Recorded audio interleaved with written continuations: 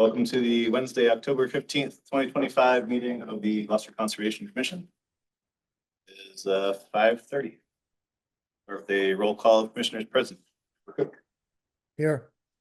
Member Sargent. Here. Member Thierry. Here. And Member Jackson. Here.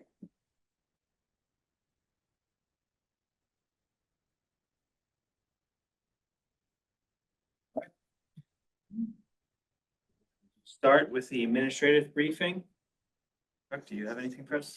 Just a couple things. I did hear from somebody in the audience on Zoom that the sound quality is a lot better than we've had in other auditoriums, but there are still moments where things weren't completely clear. So it's for folks in the audience who are going to speak, as well as commissioners. Please remember to speak clearly. Definitely helps for commissioners joining online as well as public online. Minutes. We have two additional requests for continuation. Here for those, the first one is NOI 0283020 or 2 High Rock Terrace.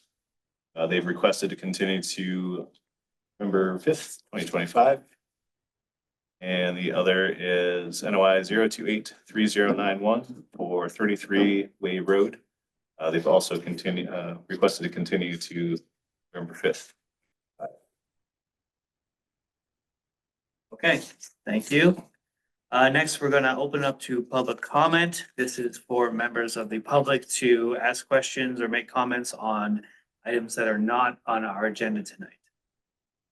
If there's anybody who would like to speak, please raise your hand. No hands up on the Zoom. Like none here in the auditorium. Okay, close the public comment period. Next up is minutes review and approval. With the minutes of October 1st, 2025. Commissioner Jackson moves to approve the minutes of Conservation Commission minutes of October 1st as amended. Commissioner Cook seconds. Member Cook. Yes. Sargent. Yes. Member Thierry. Yes. Member Jackson. Yes. You. Next up is continued business. First item on the agenda is NOI 0283036 at 3, 6, and 7 Welch Lane and R Woodman Street, RDL Welch Lane LLC. This matter has requested to continue to November 5th. Commissioner Jackson moves to continue NOI 0283036 at 3, 6, and 7 Welch Lane and Rear Woodman Street to the meeting of November 5th, 2025. Commissioner Cook seconds. Member Cook. Yes. Abstain. Member Thierry. Yes. And Member Jackson. Yes. Okay. Next item is NOI 0283077 at 37 Massasoit Road. Daniel Fonzie is the applicant. This applicant has also requested to continue to November 5th. Commissioner Jackson moves to continue NOI 0283077 at 37 Massasoit Road to the meeting of November 5th, 2025. Commissioner Cook seconds. Member Cook. Yes. Sargent. Yes. Member Thierry. Yes. Member Jackson. Yes. Okay. Next item is NOI 0282976 at 171 and 281R Magnolia Avenue. How Mag LLC is the applicant. This is a project for construction of a 26-unit residential subdivision in riverfront area, buffer zone to bordering vegetated wetland. Mike DeRosa from DeRosa Environmental Consulting. For the record, Commissioner Cook recuses. We have Mike. Is this one continued or no? No, I think Chris was here too. Okay. There are enough people to vote tonight, or? Yeah, we've got a commission of 5 essentially, so yes.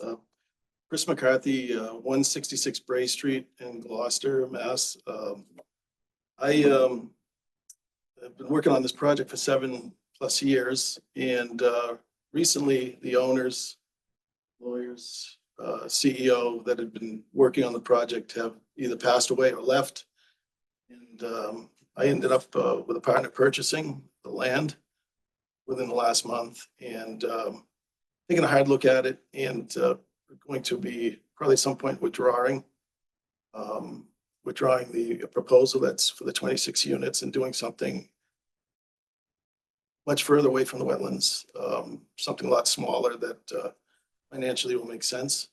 Just after 7 years and the cost, it just doesn't make sense to build the project anymore. So one item we've worked on a long time is and I believe I submitted back in May, the sort of a history on the stream and the state weighing in on the stream status, on the status of the stream. And also did some direct observation through sort of informed Chuck back in July, which is a non-drought month, and went through the observations in July as well to document. But I just wanted to go through sort of the history as quick as I can. On the stream, on the project, the 91 acres, back in March 29th of 2002, Kurt Young submitted abbreviated notice of an area delineation on the streams that were on the property. And at that point, the Gloucester Conservation didn't agree with the designation. So we appealed it to the Mass DEP, and they came out and observed it. I think it was even in a non-drought month when they came out to observe it and saw that it was dry. And the DEP accepted the appeal and ended up issuing a superseding order, a superseding delineation that it wasn't perennial.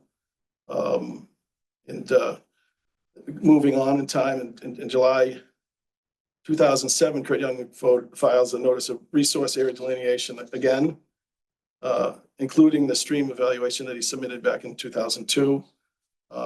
The City of Gloucester Conservation Commission looked at it, hired a third party to look at what he had put forward. The third party believed that it was there were two streams that are both intermittent, and the Gloucester Conservation Commission agreed with the third party as well as Kurt's what the state had said and also what Kurt had said. So from 2007 to 2019, it was continued to be brought forward and all the way up until 2019, the NRAD, I believe, the NRAD, and I back in 2019, we wanted to do some soil testing out there, and filed for a RDA to do the soil testing, and they also, it was reported by this Gloucester Conservation Commission that it was a buffer to BVW, and that it wasn't in the riverfront where we were doing the testing. Which brings us up to this summer. There's going to be time to maybe go out and try to test and see whether water is flowing or not. And on 4 consecutive days, the first 3 days, there was a abutment that was the what is resting against, and I got 4 days where it was sitting stagnant by itself with no flow at all.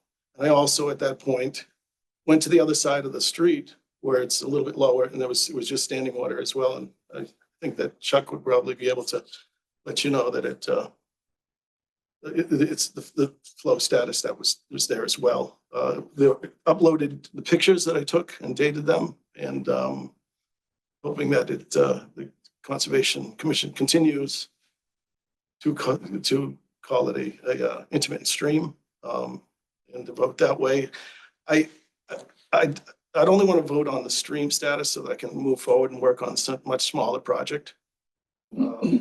Similar to what you guys have done, I think on Kirk Road, when you tried to get what it was designated so they could plan to what would they'd have to work with the zoning board regarding voting on basically where the line is. I think they did it there for a flood zone so that they could go and understand what they'd have to file for Board of Appeals. land area designation over there. I don't know if you have any questions. So just to clarify, I believe you're asking the commission not to consider the proposed development. Correct, yeah. Just the delineations of the resources. Yeah, I'm gonna find a way to basically cancel the development. I just real first wanted to deal with this with this issue here, which is, but whatever the process is, I'll be applying to, or just getting a letter saying that we're no longer gonna move forward with it. I can do that this week. What next?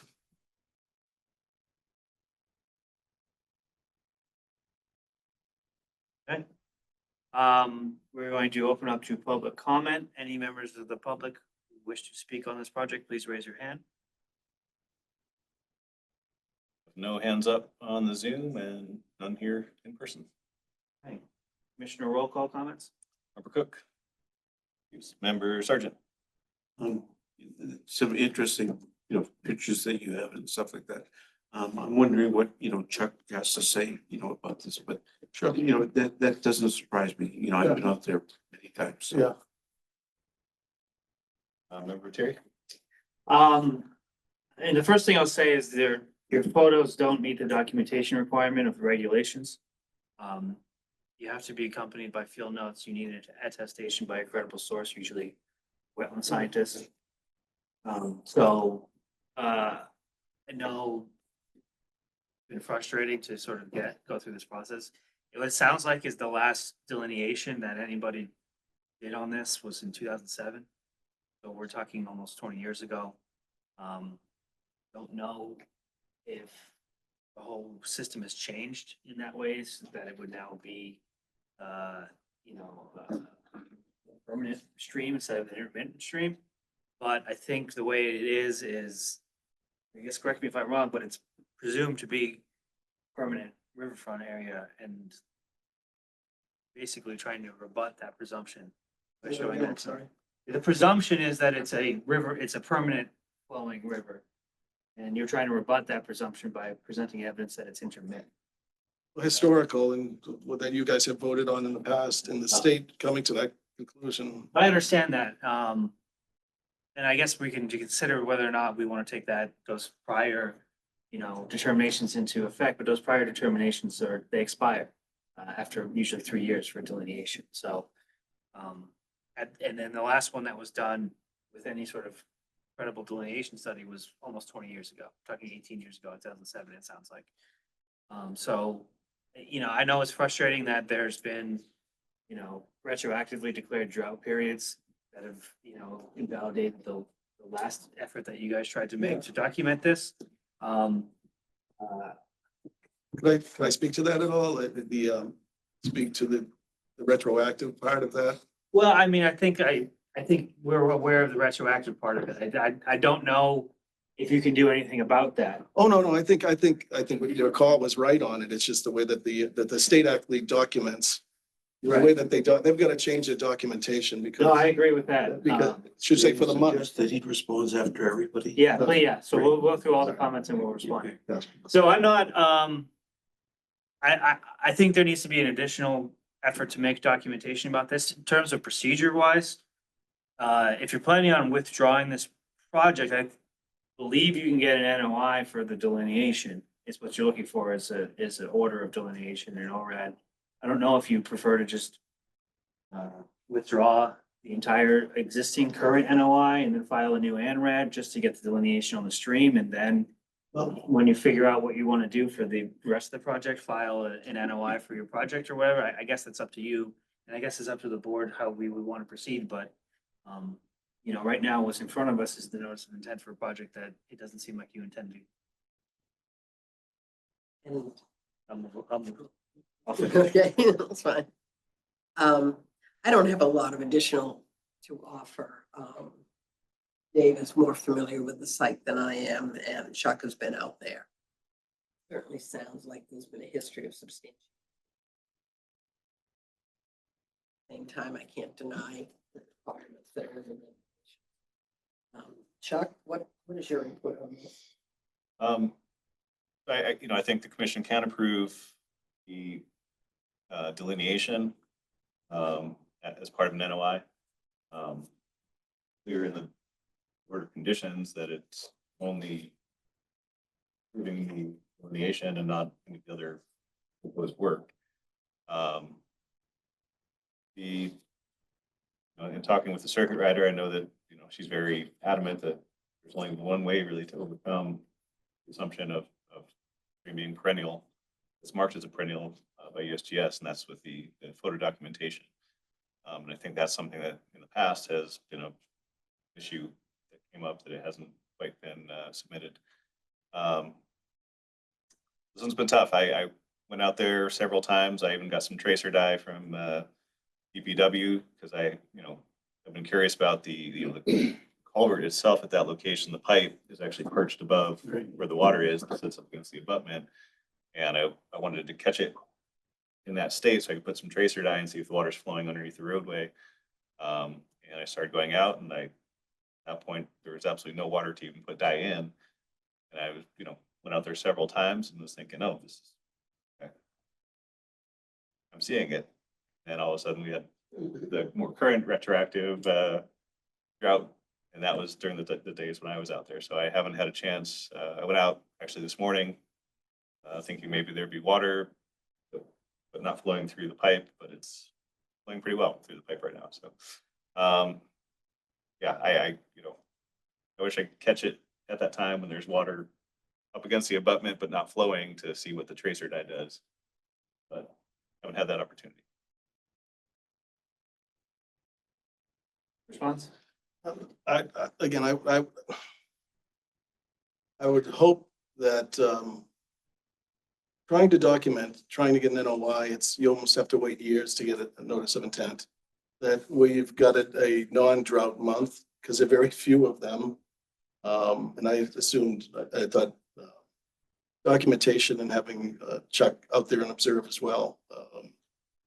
And just the history of them calling it intermittent, continuously calling it intermittent stream. That not meeting the strict criteria that the board, the commission would be able to take a look at the totality of what work has been done, documenting it and having it voted as a continuous 3 or 4 times by this board, that it's intermittent. I would just hope that they would continue. That would be, what I would hope. And My recollection is that Mike DeRosa, that this was intermittent until right there at the culvert. He said that potentially was perennial at that point. Does that ring a bell with anybody? Yeah. Downstream from the culvert. Or at the culvert, wasn't it? Just above the culvert, because then there was a stream bank.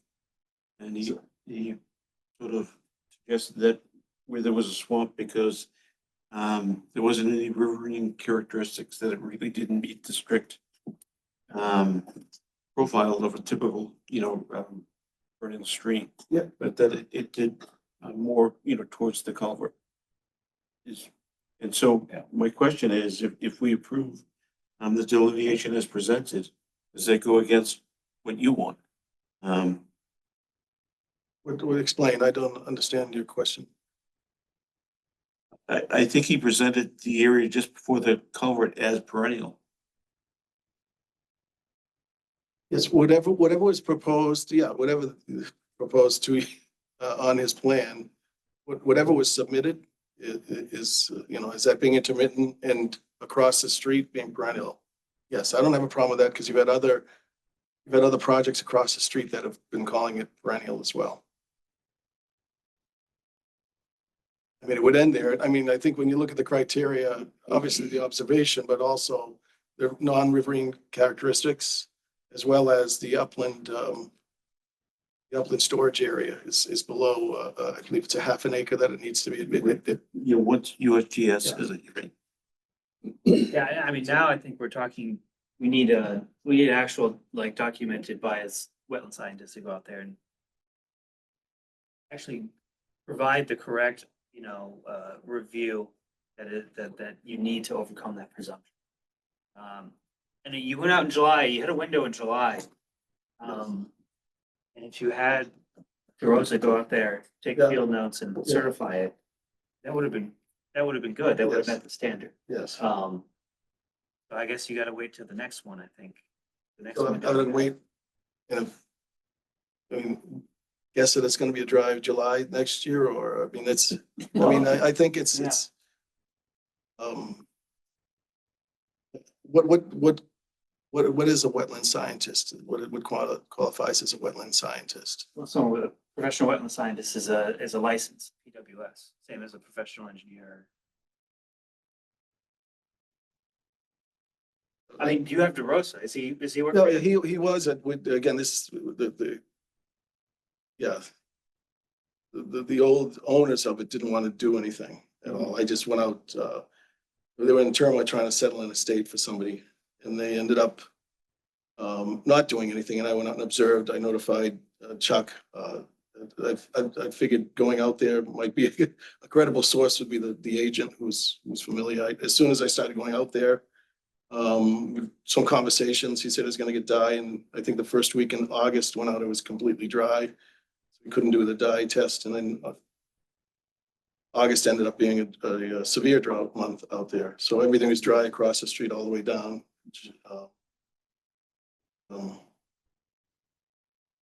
Did the circuit rider indicate that we could vote without these field notes and the other requirement? Should we think we could take action as it is? I mean, that'd be up to the commission. I didn't ask for that specifically. Well, how does the commissioners feel on it? I mean, I know there's a documented history of it being classified as the intermittent stream, but again, those classifications have an expiration date. They And, do. and in this current filing that we have, we've asked for the documentation that provides support for providing presumption now. I don't know if we want to reverse our own Back up, course. yeah, back up. Yeah, I'm comfortable with considering it an tree, but I can't disagree that documentation has been requested in our receipt. I agree with you. And just pulling up the plan, it looks like they do show basically that it becomes perennial just downstream from the culvert. Can you put that up? Oh, yeah. Thank you.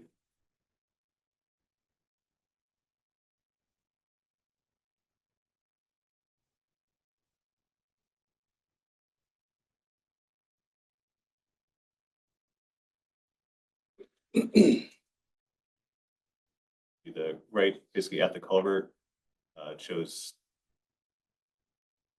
the 100-foot and 200-foot buffer zone, and then downstream approximate location in a perennial stream. That's how it's shown by them.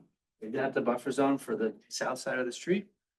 I believe it is. I don't think that's probably correct in my understanding. My understanding is that it would just be a line that goes horizontally from the stream. So that if it was truly not perennial upstream, there probably wouldn't really be a buffer zone upstream.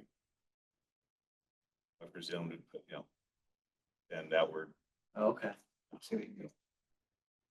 perpendicular to the stream rather than bubble. Well, so then what are we looking at for this riparian zone? I mean, is that, I mean, the question Dave had was what they had shown. They did show it as an intermittent stream upstream of the culvert. and so what are we saying? That basically north side of the road is intermittent and south side of the road is perennial? That's what was shown on the plans. Should there be a buffer zone? Should there be a riparian zone at all? In my mind, not upstream, but downstream there would be. So really, we can't approve this plan either way.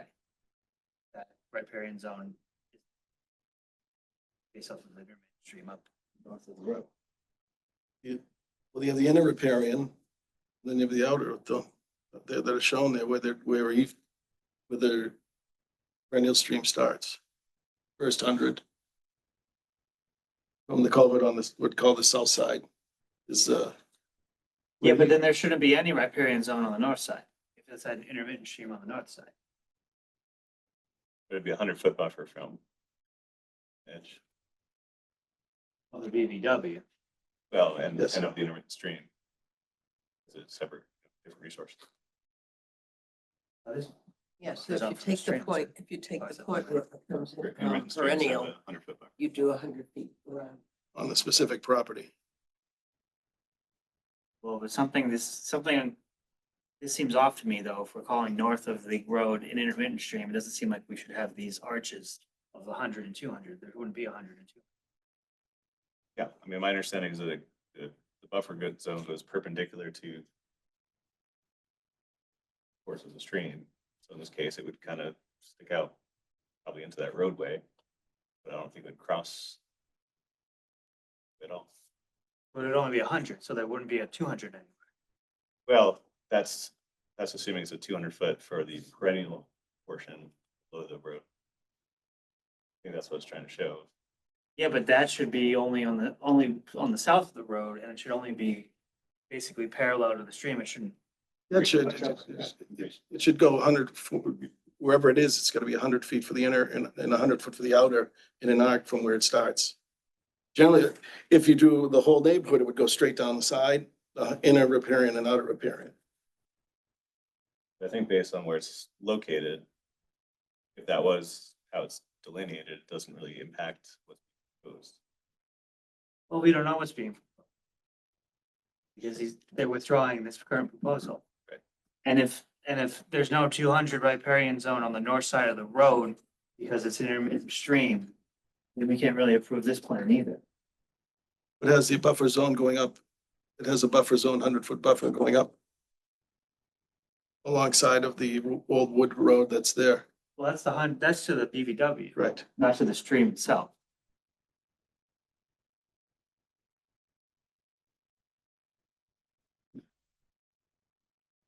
So, I mean, either way, I don't think we can approve this plan, so I don't think there's really anything for us to act on right now. I think there's gonna have to be a revised plan submitted, Showing what?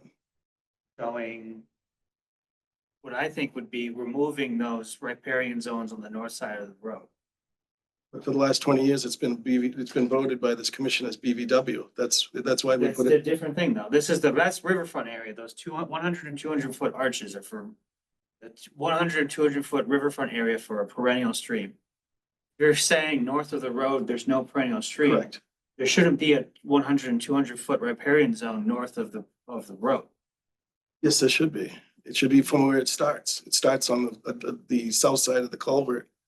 And because there's a road there, it continues to go past the road and it's gotta be 100 feet from that spot.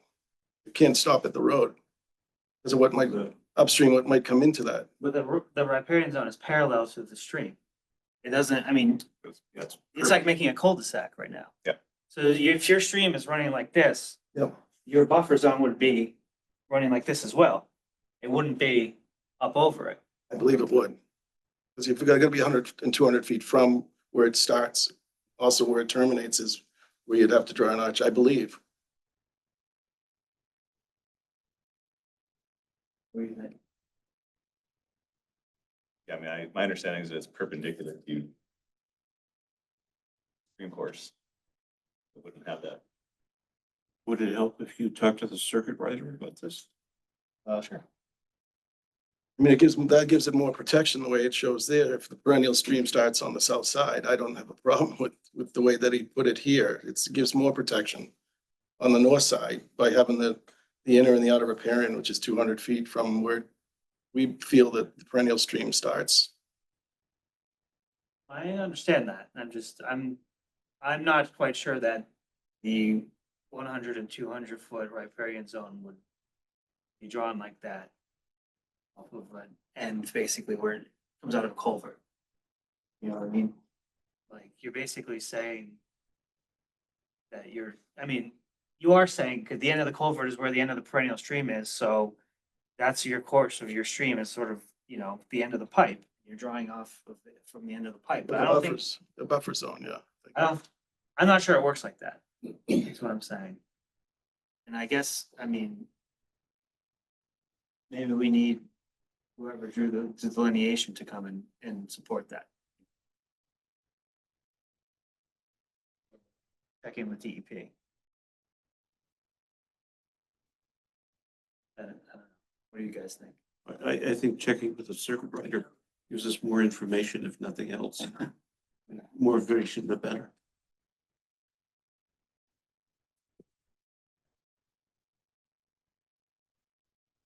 Well, I mean, again, I guess it's up to you if you want to have a vote on it or you want to continue. I just hope that the board looks at the totality and when it comes time to vote, that's something that the board for 20 years had voted one way because of a technicality. And I thought maybe overcoming that was having the agent go out there as well or be aware to document. The field notes have to be taken at the time the pictures are taken, or can they? Can't be taken from evidence in the pictures as well as their own observations on the site. I think it has to be during the site visit. I'll just say, I'm not ready to, at this time, to approve a delineation as an intermittent stream based on the recent photographs taken from July or historical. Gotcha. So I think the old way of doing documentation was having someone stamp, but I thought it was just photographic. Not just field notes, but photographic. Observation, you know, time stamped and sent. The old way of determining before 2002 was field notes and you didn't need pictures, but That's the old way. yeah. The current requirement is field notes documented. And pictures of, and Pictures pictures, and video and field notes and an attestation under the pains and penalties of perjury by the person doing it that essentially authenticates the pictures and the notes. Yeah. no, I gather more information on the inner and outer repair in there, that'd be great. That's what we'll, And Chuck's gonna check with DEP to see if there's some wiggle room. Thank you. Thank you. Do we want to continue to, for 2 weeks or longer? I would do it for 2 weeks. Yeah, 3 weeks this time, just because extra. okay, November 5th. Commissioner Jackson moves to continue NOI 0282976 at 171 and 281 Rear Magnolia Avenue. Conservation Commission meeting November 5th. Yes, Sergeant Evans. All member, President, Yes. member Terry, Yes. and member Jackson. Yes. Okay. Next item is NOI For the record, 0283006. Commissioner Cook returned. NOI 0283006 at 105 Winger Sheep Road, 125 Winger Sheep LLC. Is the applicant. I'm going to call this one with NOI 0283007 at 107 Winger Sheep Road. Also 125 Winger Sheep LLC is the applicant. Both matters have requested to continue to November 19th. Commissioner Jackson moves to continue NOI 0283006 at 105 Winger Sheep Road and NOI 0283007 at 107 Winger Sheep Road to the Conservation Commission meeting. Of 11/19, Yes. Commissioner Cook seconds. Roll call, member Cook, Yes. Sergeant, Yes. member Terry, Yes. member Jackson. Yes. Next item is NOI 0283020 at 2 High Rock Terrace, Peter Carbone and Susan McNulty applicants. This one has also requested to continue to November 5th. Yes. Commissioner Jackson moves to continue NOI 0283020 at 2 High Rock Terrace to the Conservation Commission meeting of November 5th, 2025. Commissioner Cook seconds. All member Cook, Yes. Sergeant, Yes. member Terry, Yes. member Jackson. Yes. Next is NOI 0283076 at 481 Western Avenue. Trustees of Reservations and Ned Darling applicant. This has also requested to continue to November 5th. Commissioner Jackson moves to continue NOI 0283076 at 481 Mitchell Avenue to the Conservation Commission meeting. That's 2025. Commissioner Cook seconds. Member Cook, Yes. Yes. Member Terry, Yes. Member Jackson. Yes, Next is NOI 0283080 at 598 and 600 Essex Avenue. Michael Oliver, the applicant. This is requested to continue to November 19th. Commissioner Jackson moves to continue NOI 0283080 at 598 600 Essex Avenue to the Conservation Commission meeting of November 19th, 2025. Commissioner Cook seconds. Roll call, Member Cook, Yes. Yes. Member Terry, Yes. Member Jackson. Yes, Okay. Next is NOI 0283089 at 29 River Road. Deborah Michelle and Pamela Curtis, applicants. This is for the raising of existing home above flood elevation, existing wharf repair, and raising existing seawall in land subject to coastal storm flowage, riverfront area, buffer zone to coastal resource areas. Bill Manuel from Wetlands and Land Management Incorporated represent. Hi, good evening. Bill Manuel from Wetlands and Land Management. I noticed that Jonathan Poor is in the audience as well, a live audience. And this is our second hearing, and I'd just like to share my screen and show you where we've come since the first hearing and our site walk that we had. So I think we had a very good first meeting. I think anybody who's familiar with this section of Annisquam knows that it is an area subject to extreme tides from time to time. This is a proposal to raise up the existing house. It is in riverfront area, and we've treated this project as a riverfront redevelopment project. One of the questions that we took away from the last meeting was this existing patio here, and I'm looking at sheet 3 of our plan set. This existing patio, we treated that as previously degraded areas. Chuck showed some photos that had somewhat of a grass cover over it. So Chairman Viteri was out there and we looked at this. Some of the stones are in fact exposed on this. And then Phil Mitchell, he got out a garden trowel or whatever, a similar tool. And with very little scraping, he revealed that there are, stones. There was a stone patio underneath there. Basically, that has always been maintained as a patio and is generally it's seasonal maintenance to clean that off. But I suspect with the upcoming major renovation, they've let that task go for perhaps this year and last year, which is why it appears more grassy than a stone patio or a degraded area. But I believe Chairman Viteri was confident, or it was in agreement, that it was a degraded area. So if that stands, then our calculations of mitigation are valid. The next question that we took away from the meeting was this area here that extended the portion of deck that extended closer to the river. And again, this was the sheet of our plan set that documented all the new impacts to riverfront area. So you could see that we've already counted this area as an impact and accounted for that in our 2-to-1 mitigation scheme. This part of the regulations, it kind of always does confuse me, whether we double count that or not. But we began to have a discussion on site and expanded on the concept of the soil management and the fact that with this being a dry set wharf wall, all the fines are being sucked out, if you will, on a continual basis and are being deposited in the benthic environment of the adjacent river. And with our soil management solution, that's going to be arrested. And that will cease to happen, which is we all thought was a significant environmental improvement, and one which we have not taken any credit for in this application.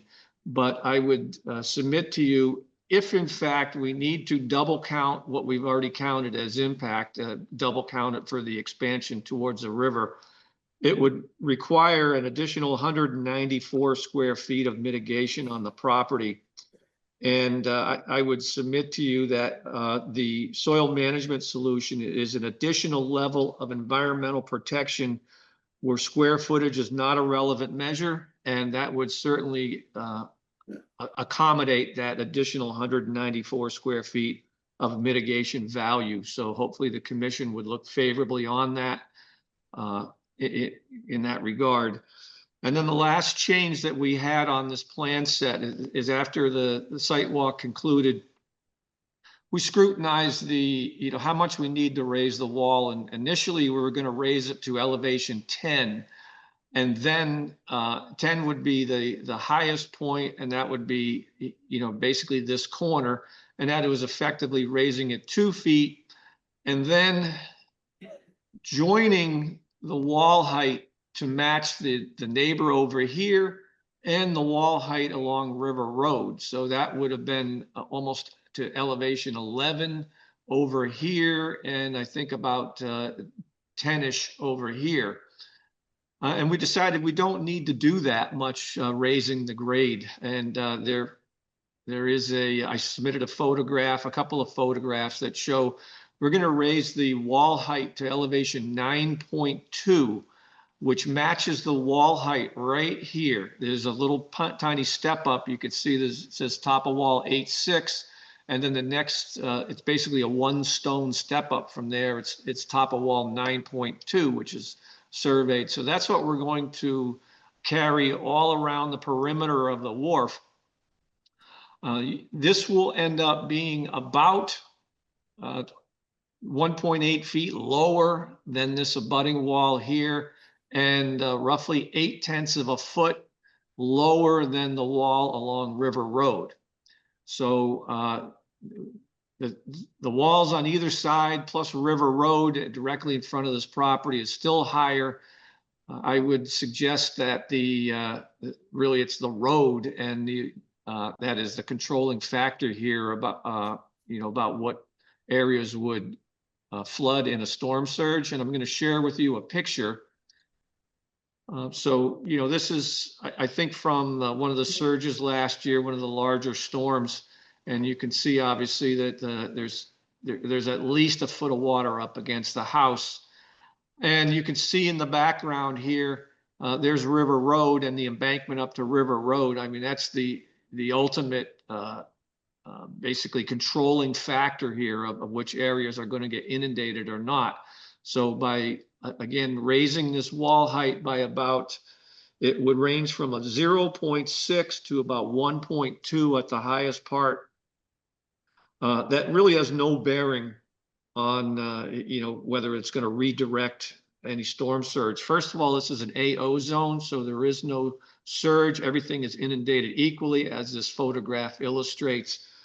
And it's still 3.8 feet lower than the worst surge that's predicted in a 100-year event. So by adjusting the wall height by a minimal amount, and certainly less than what we had originally proposed, I don't believe there's any additional impact to abutting properties. As I said in my letter, this being the lowest property around, you could look at it conversely and say, I don't think this property is going to suffer any more adversely from being the lower property adjacent to higher walls. So we're not even coming up to the height of the abutting walls or the road. So I don't think there's any possibility that there's additional storm damage redirected off-site. So again, I hope the commission looks favorably on this. We did look at this very carefully. To the extent that we need to double count this area extending closer to the water, I think we've got that covered with the additional level of environmental protection with our soil management system. Okay, thank you. We'll open it up to public comment. Any members of the public who wish to comment on this project, please raise your hands. We have no hands up on the Zoom. We do have a hand up here. Yes. I was here at the meeting about a Yes, month name and ago. address for the record. Oh, Elizabeth Balmer, 28 River Road. I did file a letter of concerns. You can pull it up on your computer. It was filed today. So what I'm going to read, you have documented. Okay. At the September 17th Conservation Commission meeting, I presented a number of questions and concerns. Many of these were related to the conservation aspect of the proposed project, not just zoning or neighborhood nuisances. It's quite concerning that the project team has made no attempt to contact us. Isn't this forum supposed to be a place where this discussion happens? This doesn't bode well for how the project will be handled in the future when neighbor concerns arise. We're going to attempt to ask some more questions now, and we hope that the Conservation Commission supports us and assists us in providing some answers. A side note, I want to document that I do reside at 28 River Road, and my 2 abutter notices were addressed and mailed to 26 River Road in error, so I did not get them. I want to introduce my brother now, Arno Balmer. He's got a degree in architecture from MIT, and he's going to walk you through our concerns. Okay, so I'm going to be reading through what was sent in earlier today, and you have in your notes. And I don't know if this is a good time, if answers might be available right away. If so, feel free to interrupt. The project as currently proposed can be broken into separate sub-projects, which perhaps can and should be addressed separately. Rotation and raising of the existing wooden structure to avoid further flood damage with rising sea levels. The raising of the height of the seawall and the height of the upland area of the pier. The replacement of a significant amount of the original fill under the pier's upland area with loam and the installation of filter fabric under the new loam. On 1A above, the rotation and raising of the existing wooden structure, we understand that the Conservation Commission is not authorized to address issues related to zoning dimension controls. We will address these concerns with the Zoning Board of Appeals. The abutters would like to see the addition of screening plantings between the raised house and the road, because we fear that this quaint small wooden structure will look strange and particularly unattractive when lifted as high as proposed. We suggest high enough to cover the new lifted section and the floor above. If the installation screening at the front of the raised structure requires moving the building 1 to 2 feet further back from on the lot, we would not be opposed to that. Related to the raising of the height of the seawall and upland area of the pier, why is the seawall on the pier's upland area being raised? That certainly does not appear to be necessary to protect the existing structure from flood damage. Paragraph A of 310 CMR 10.585A states, at a minimum, proposed work shall result in an improvement over existing conditions of the capacity of the riverfront area to protect the interest identified in MGL C 131, paragraph 40. However, the raising of the seawall and the filling raising of the pier's upland area reduces stormwater storage capacity at the site in flood conditions, therefore forcing floodwater off-site to a higher elevation on other properties. Proposed project with the raising of the seawall and the pier's grade does not meet the aforementioned requirements, and this aspect of the project should not be approved. Regarding the replacement of fill with loam and the addition of filter fabric under the loam. Loam is relatively impervious compared to rocky fill and gravel. So the addition of feet of loam to the site is likely to significantly increase the surface runoff from the site into the ocean.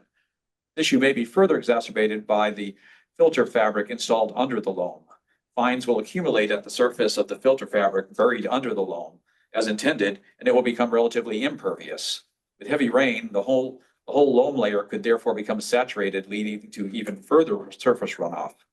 The applicant originally told the neighbors that only a vertical sheet of filter fabric would be installed behind the seawalls.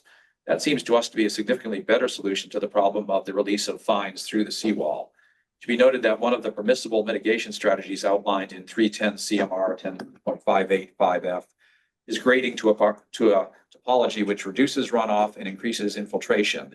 There is no grading topology proposed to increase infiltration, but the proposed amount of loam being added to the site and the installation of filter fabric under the loam will actually decrease infiltration, not increase it. For mitigation, as mentioned above, permissible mitigation methods are enumerated in 310 CMR 1058.5F as follows. 1, removal of all debris, but retaining any trees and other mature vegetation. 2, grading to a topology which reduces runoff and increases infiltration. 3, coverage by topsoil at a depth consistent with natural conditions at the site. And 4, seeding and planting with an erosion control seed mixture, following Plantings of herbaceous and woody species appropriate to the site. Only items 3 and 4 appear to apply here, except the amount of loam being added is not consistent with existing conditions at the site. We're concerned that the proposed mitigation plan on this project appears to follow a circular argument. Raising of the upland area with loam and installation of filter fabric under the loam is part of the proposed work under this NOI, and therefore that should not be claimed as part of the mitigation. Similarly, the planting of vegetation on upland that is being raised and therefore further degraded as part of the project should not be counted as mitigation. Surely the required mitigation of this project should be off-site. Paragraph B of 310 CMR 1058-5 states, stormwater management is provided according to standards established by the department. No stormwater management plan has been proposed. Is it required? Conservation agent is the administrator of the floodwater overlay district. Does the conservation agent make determinations on items such as zoning compliance under the floodplain overlay district? Is the application for a Chapter 91 license for this project proceeding? What is the procedure? Are there meetings that we can attend? If so, where and when? We also have the following construction concerns during the construction process. Surface runoff during and after construction. Any fill materials used on the construction site, especially loam, can be very easily washed into the river by rain. Any piles of loam or other fill materials should be covered daily to avoid their being washed into the river. Such cover should be firmly secured to stop the cover from being blown into the water. Once the loam is spread over the surface, efforts should be made to stop any soil runoff into the water, such as the installation of secured hay bales or hay stalks along the inner edge of the wall. It is usual to require the installation of seed at the earliest possible opportunity after loam is spread to stop erosion of the soil by rain. Because of the very limited parking on River Road during the summer months, due to summer visitors, the nearby restaurant, and the Amsquam Yacht Club, it's hard to imagine that the proposed work can be done during the summer. Subsequently, the work might be done at a time of year when grass seed will not germinate, as a requirement to immediately install sod on the loam should be considered. How will the applicant stop soil piles from being washed into the river during flooding events? Inadvertent spreading of soil, gravel, and construction materials off-site. Truck and excavating material used on the site could carry soil and other fine materials onto the surface of River Road on their tires. Such material deposited onto River Road will likely wash into the river due to rain. Note that the applicant's representative, in response to the abutters' concerns about lack of parking on River Road, stated that there was plenty of space on site to accommodate parking by contractors. The applicant clearly expects a number of vehicles to drive and park on the site. Vision should be required at the site entrance to minimize transfer of soils onto River Road. If necessary, that could include a provision of wash station for cleaning of vehicle tires. Containment of construction materials on site. We request that the commission require provisions in the order of conditions for the containment of loose material, construction materials and debris on site, so that they do not end up blowing into the river. At least one other local redevelopment project installed floating barriers around the pier to catch such materials. Such requirements should be in place on this project too. Dumpsters. The abutters request a stipulation in the order of conditions that no dumpsters associated with this project are placed on the public way at River Road. Access to abutting properties. Although not strictly in the purview of conservation, the abutters request that the stipulation be included in the order of conditions that the ability of abutters to access their own properties should not be impeded by the proposed work. This is submitted by Beth Palmer, 28 River Road, John Austin and Patricia Austin, 26 River Road, Kathy Shad, 16 Arlington Street. Thank you. Do we have any other comments? Are we expecting responses? Last month we had questions and there were no responses. Is there a process that those are supposed to be submitted to questions here? I can ask Mr. Manuel to respond to some of the questions after we go through our commissioner roll call. Okay. We'll turn from there. Yeah, so Member Cook. Bill, I'd like to thank you for making the changes as far as the seawall and that goes. Dropping it down, I think is probably a good idea, but I have no other questions with the project. Sergeant. Yes, thank you for making those alterations. I want to reiterate the other conditions, that there would have to be a year monitoring for the mortality and mitigation plantings. Perpetual condition of the COC prohibits further alteration within the mitigation area, except as may be required to maintain the area in its mitigated condition, and all dewatering must be adequately treated when being discharged. Thank you. Member Pateri. I don't have any comments. I think some of our standard conditions encompass some of the construction related activity. That'd be that you great. raised. Yeah. So I guess I'll leave it to Bill also to address some of your other concerns. I have nothing additional to add. Okay. Bill, you want to address any of the commissioner comments and any of the public comments? Sure. Well, I didn't really pick up any commissioner comments. Commissioner Sargent had a usual list of his concerns, and we would expect protection in perpetuity of any areas that are designated for riverfront area mitigation. With respect to the neighbors' comments, a very thoughtful list of comments. Most of them are construction related, and I don't think we would have any problem, with a condition that would require the usual, gravel tracking pad as you're at the construction entrance, making sure no sediment is carried off site. However, whatever methods the contractor has to employ. We could certainly talk about screening plantings when we get closer to the landscape phase of the project. But I do believe there's been efforts from the applicant to reach out to the neighbors and vet the project as best they can prior to us being here at the meeting. I just want to clarify to the Balmers that, one, I have somewhat of a disagreement that your assertion that loam could become impervious. I mean, generally we treat loam surfaces as a pervious feature. There is only enough loam to be brought into the site after we do the soil management, where we excavate out the fines and the loose material that's been washing through the wharf wall. We're going to replace that with crushed stone that is going to be encapsulated within filter fabric material. And then the final loam is only, 8 inches or so, typical lawn depth of loam on a lawn.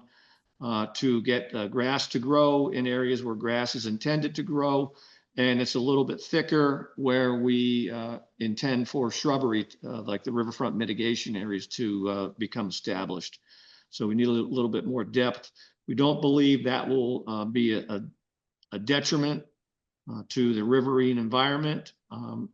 Suggestions of socks along the perimeter of the wall, that's a good suggestion. We don't show any there, but that's a good suggestion and it's worthwhile. But we think we have a very good plan here. It's been tested on another property very, very close to here. We did look very, were it not for rising sea levels and more frequent storm surges, we wouldn't be in front of the commission. But obviously that photograph shows everything. That this structure is in danger. If we don't do something to raise it up, then it will be lost, and that would be a shame. So we think we have a very good project in front of the commission. Perhaps some of the conditions should be, the usual. I think the Gloucester order of conditions is pretty thorough in addressing a lot of the construction type conditions. One other thing I would like to point out is it's very unlikely that we're ever going to have a stockpile of material on the site, because the site it's just not large enough to handle any of that. So anything that is excavated out it'll most likely have to be taken off site, and everything that needs to be backfilled to be brought back on site. So I don't think there's any issues with stockpiling or losing any material into the adjacent river. So that's the best. It was a long letter. Frankly, I checked the comments. I checked the website yesterday to see if there were new comments. I did not check it today. This is new to me that these comments were submitted. But as I said, a lot of them I believe were construction related, and we're happy to speak to the neighbors about landscaping in the future. Sure. Jonathan Poor and Company. I prepared the plans for this and worked with Bill. I just wanted to add one clarification that generally the pitch on the site, the slope on the site is 1/4 inch per foot, relatively flat site, just enough to have a positive pitch by code away from the building. And in addition to that, all the plantings that we've provided generally around the periphery of the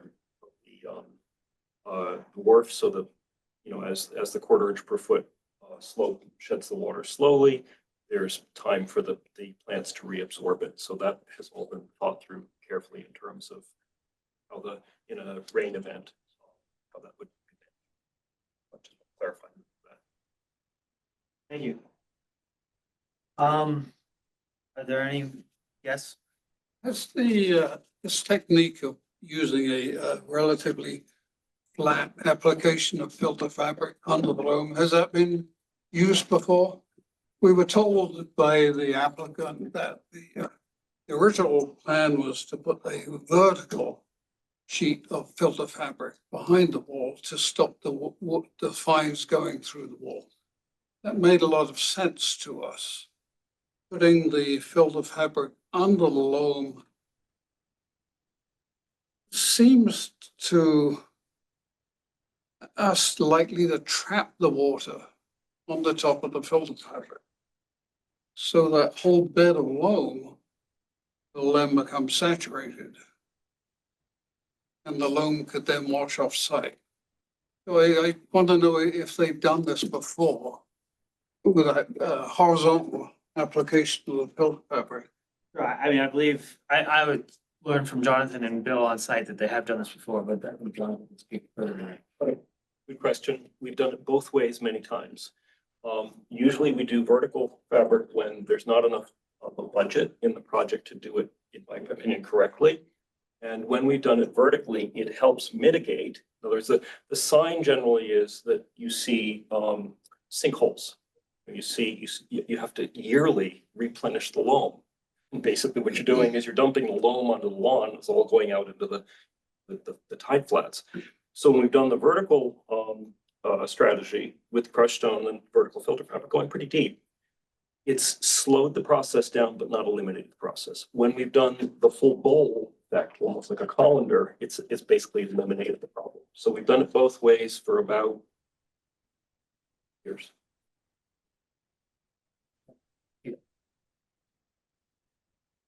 All right. How do we feel, commissioners? I have another question. Can you address the mitigation, our question on mitigation? They can use the project as their mitigation. You had mentioned something about like that there is some rule like the mitigation is in perpetuity. And what is actually defined as the mitigation? Is it the whole yard or? It's the area of planting, you know, that they show, you know, in the plan. That's like the planting area, originally, where the plantings would go. Planters, But the plantings on the raised part of the lot. Is it raising a lot and the way to mitigate that is to put plants on part of what's been raised? So it seems a bit circular, the argument. In that part of the project is raising the land level. And then you plant on that raised land level. Normally mitigation would be on an undisturbed part of the lot. You want to speak to that, Mr. Port? Sure. I mean, my understanding of to put fairly simply in layperson's terms, the way I think of it is the mission is to slow down and reabsorb water wherever it comes from. And the best way to reabsorb it is with plant material. And if you have a steep slope, you terrace it, slow the water down. We don't need to do that because we've got basically flat sites, almost too flat. So we've just done minimum pitch. So, and there's substantial planting beds around the perimeter. Here and there, there's gaps where I want to let the owner get to the seawall to enjoy their property. But generally it sort of rings the property. And so my understanding is it's the plant mass and the root ball that's doing the absorbing. And you've got a nice shallow pitch to manage that. So it's basic, seems to me it's the basics of, water behaves around that material. topography. So, I guess that's addressing like the rain issue, but as far as flood water, raising things up and putting plants on them doesn't increase the capacity for that water to get absorbed. I mean, it's block you, every square foot of soil you bring in there is a square foot where the water can no longer go. So that flood capacity has been decreased by the raising of the site there. And that's what we were wondering, what is the mitigation for that? well, Well, this is Bill Manuel. The dwelling is now raised up. There are flood openings plus door openings at the ground level that is going to allow any flood waters to basically move in and out of the building footprint.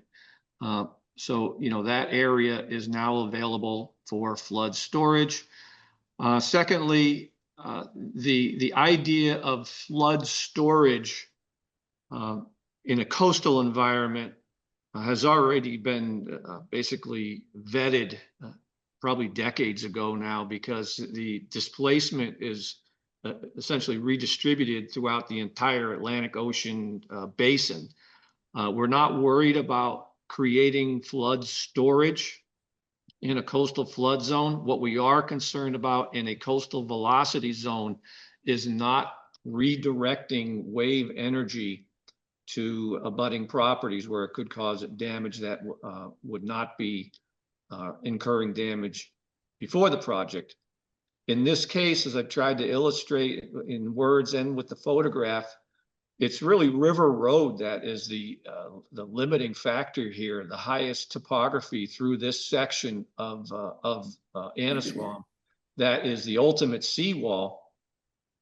And frankly, we'd have to raise River Road to affect any difference in the way things are being affected by tidal surges. There's no change in orientation. This is not a velocity zone. This is an AO zone.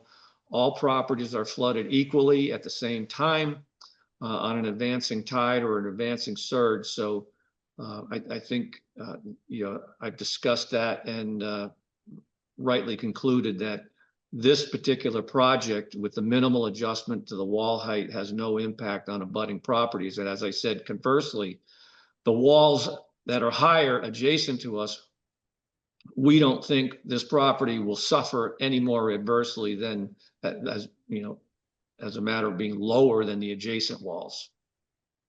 Yeah, I can understand if you're talking about the ocean, it's infinite essentially and all that, but I thought you mentioned this was being done as a riverfront property, which I thought the rules for that would say we're no longer an infinite coast. We're in a confined area, and any displacement that is eliminated in one area goes to another area. Since we're kind of close here, we're near the ocean, but we're also in an enclosed area. I don't know which is actually valid here, but it would seem to me if everyone who had a lot like this filled it in, it might raise levels in this area here, not obviously out in the Atlantic Ocean, but in the Cove or in the Annisquam River area, that it's not infinite. It is finite, and everything you fill in one place has a small effect. And if we set a precedent that they can all be raised up, there might be effect. I don't know. Maybe you know better than I do on that.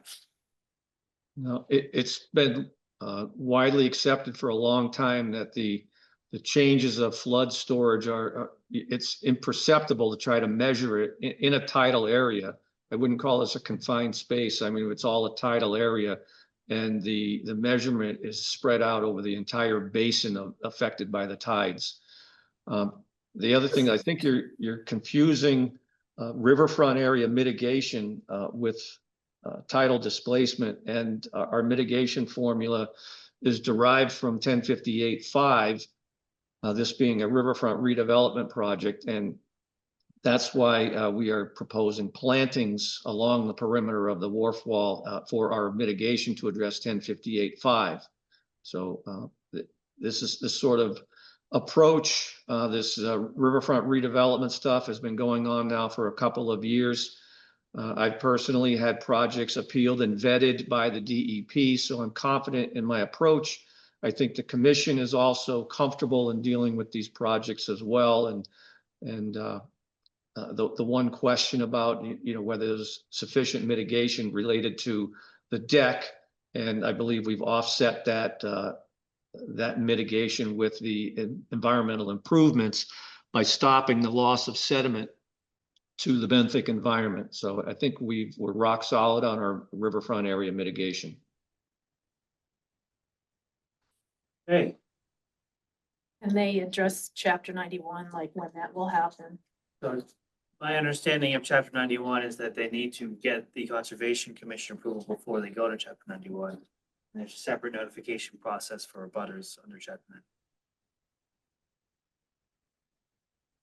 91. Commissioner Jackson moves to close the public hearing for NOI 0283089 29 River Road. Commissioner Cook seconds. Member Cook, Yes. Sergeant, Yes. Member Terry, Yes, Member Jackson. Yes.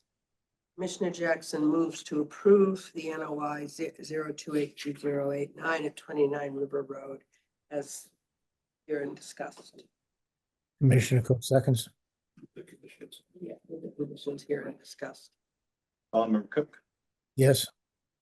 Yes. Member Terry, yes, Member Jackson. Yes. right, thank you. All right, thank you. Next item, NOI 0283090 at 10 Oaks Avenue. Joseph Galino, the applicant, reconstruction of a multifamily home in land subject to coastal zone flowage, buffer zone to coastal bank. Joseph Galino from Federa Engineering representing. Voting now.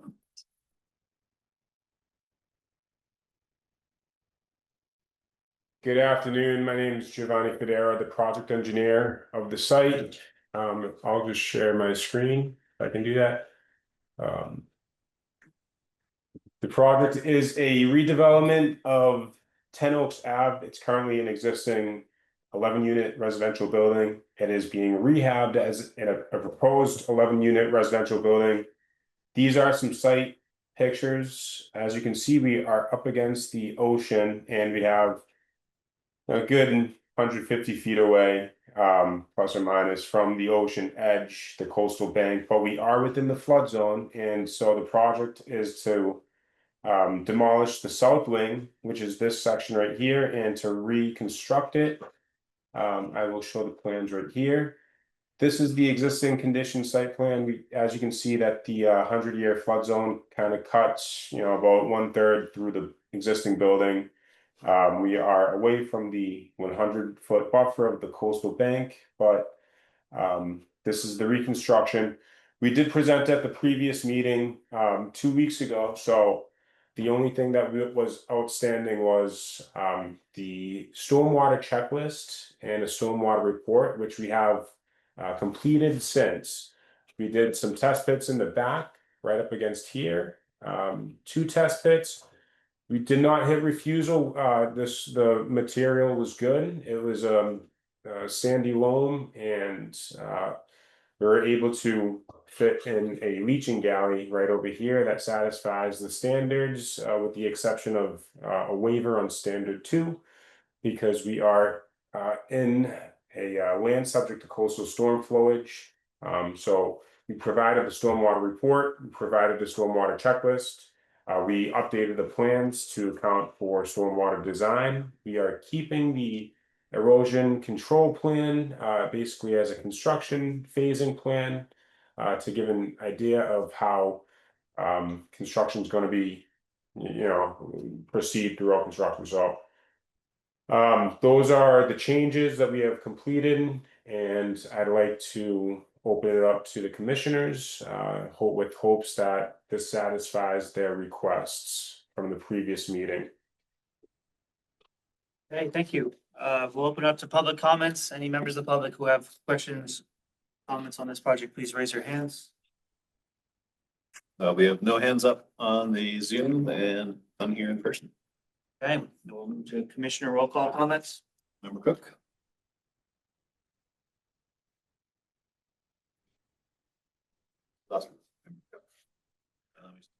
Member Sergeant. Thank you for addressing the stormwater issues. Although it's proposed to extend the roof line to the south, I believe the extension is offset by the removal of the concrete slab patio and the concrete walkways. Presently, this property has no existing stormwater system for roof drainage, and stormwater flows down Oaks Ave to the coastal bank. A subsurface recharge system is proposed to be constructed on the north side of the property.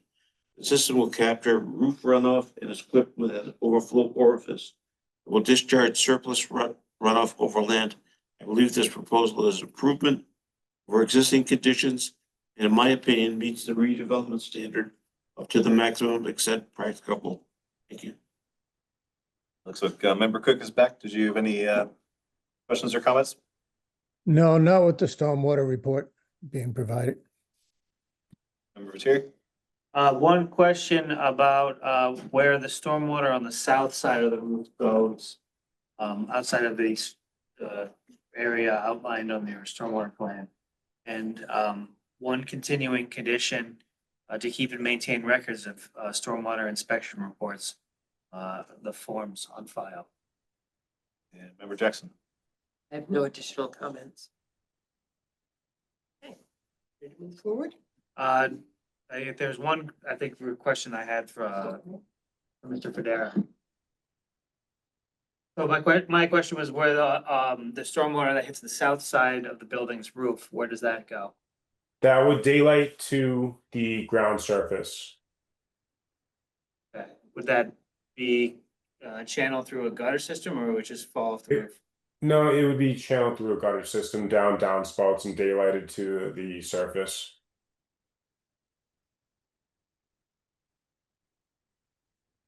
Commissioner Jackson moves to close the public hearing for NOI 0283090 at 10 Oaks Avenue. Commissioner Cook seconds. Roll call. Member Cook? Yes. Sergeant? Yes. Member Terry? Yes. Member Jackson? Yes.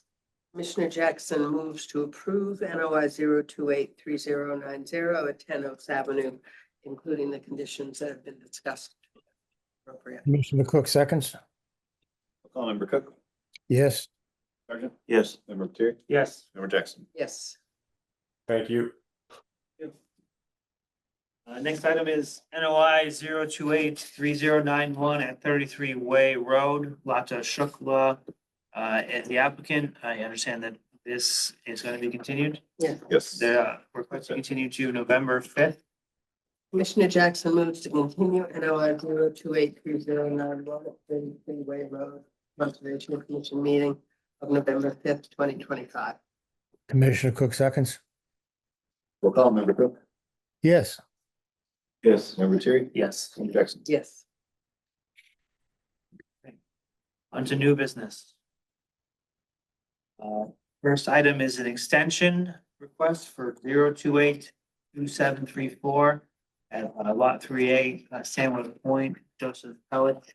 The applicant, it's an extension of order condition 0282734.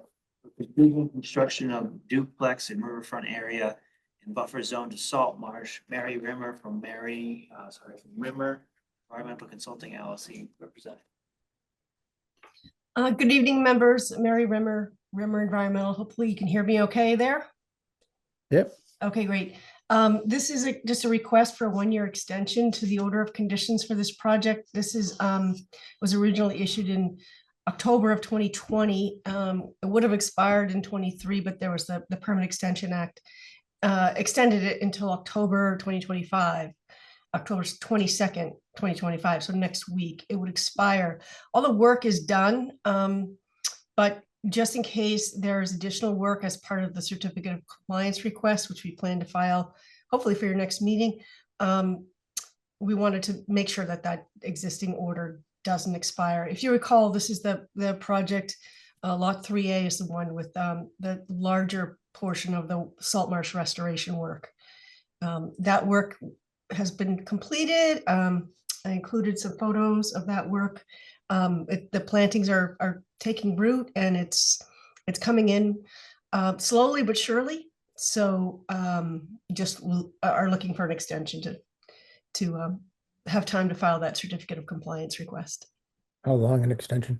Just 1 year. Okay, thank you. We'll take public comments. Any members of the public who have questions or comments on this project, please raise your hand. We have no hands up on Zoom and none here in person. And Commissioner roll call comment? Member Cook? No comments. No comment. Member Terry? No comments. Member Jackson? I have no comment. You went out to look at it. You're in agreement with what's going on out there? I haven't had a chance Okay. to get out there recently. So Katie and I will visit. Okay. When the certificate of compliance request comes in, you'll give it. Okay, Commissioner Jackson moves to approve. Does this require a public hearing? Should I close the public hearing? Okay. Commissioner Jackson moves to approve extension 0282734 for 1 year. Commissioner Cook seconds. We'll call Member Cook. Yes. Yes. Member Terry? Yes. Member Jackson? Yes. Okay, thank you. Thank you very much. Next item is RDA 1836 at One Harbor Loop. The Building Center Incorporated of Gloucester is the applicant. This is a replacement of a rack structure and land subject to coastal storm flowage and buffer zone to coastal resource areas. Joel Flavaza of Seaside Legal Solutions, BC, representing.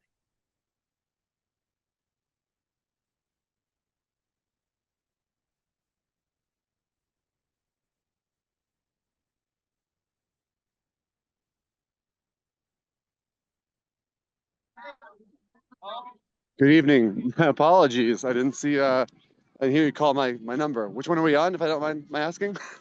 The One Harbor Loop. Oh, beautiful. You guys are moving straight along. Would you do me the courtesy of tabling me, taking someone next, and then coming back to me? Sure. Thank you. All right, we'll table One Harbor Loop for couple of. Moving on to RDA 1837 at 12 Beachland Avenue. Alan and Donna Villian as applicants. This is for a garage, barrier beach, land subject to coastal storm flowage, and buffer zone to bordering vegetated wetland. John Judd from Gateway Consultants Inc. representing. Thank you, Mr. Chairman, members of the commission. For the record, John Judd, engineer with Gateway Consultants for this project at 12 Beachland Road. Chuck, I can bring it up, or if you want to bring up my plan, it's pretty straightforward. Proposed detached garage. You want to go ahead? So I will able to share if you would invite me in.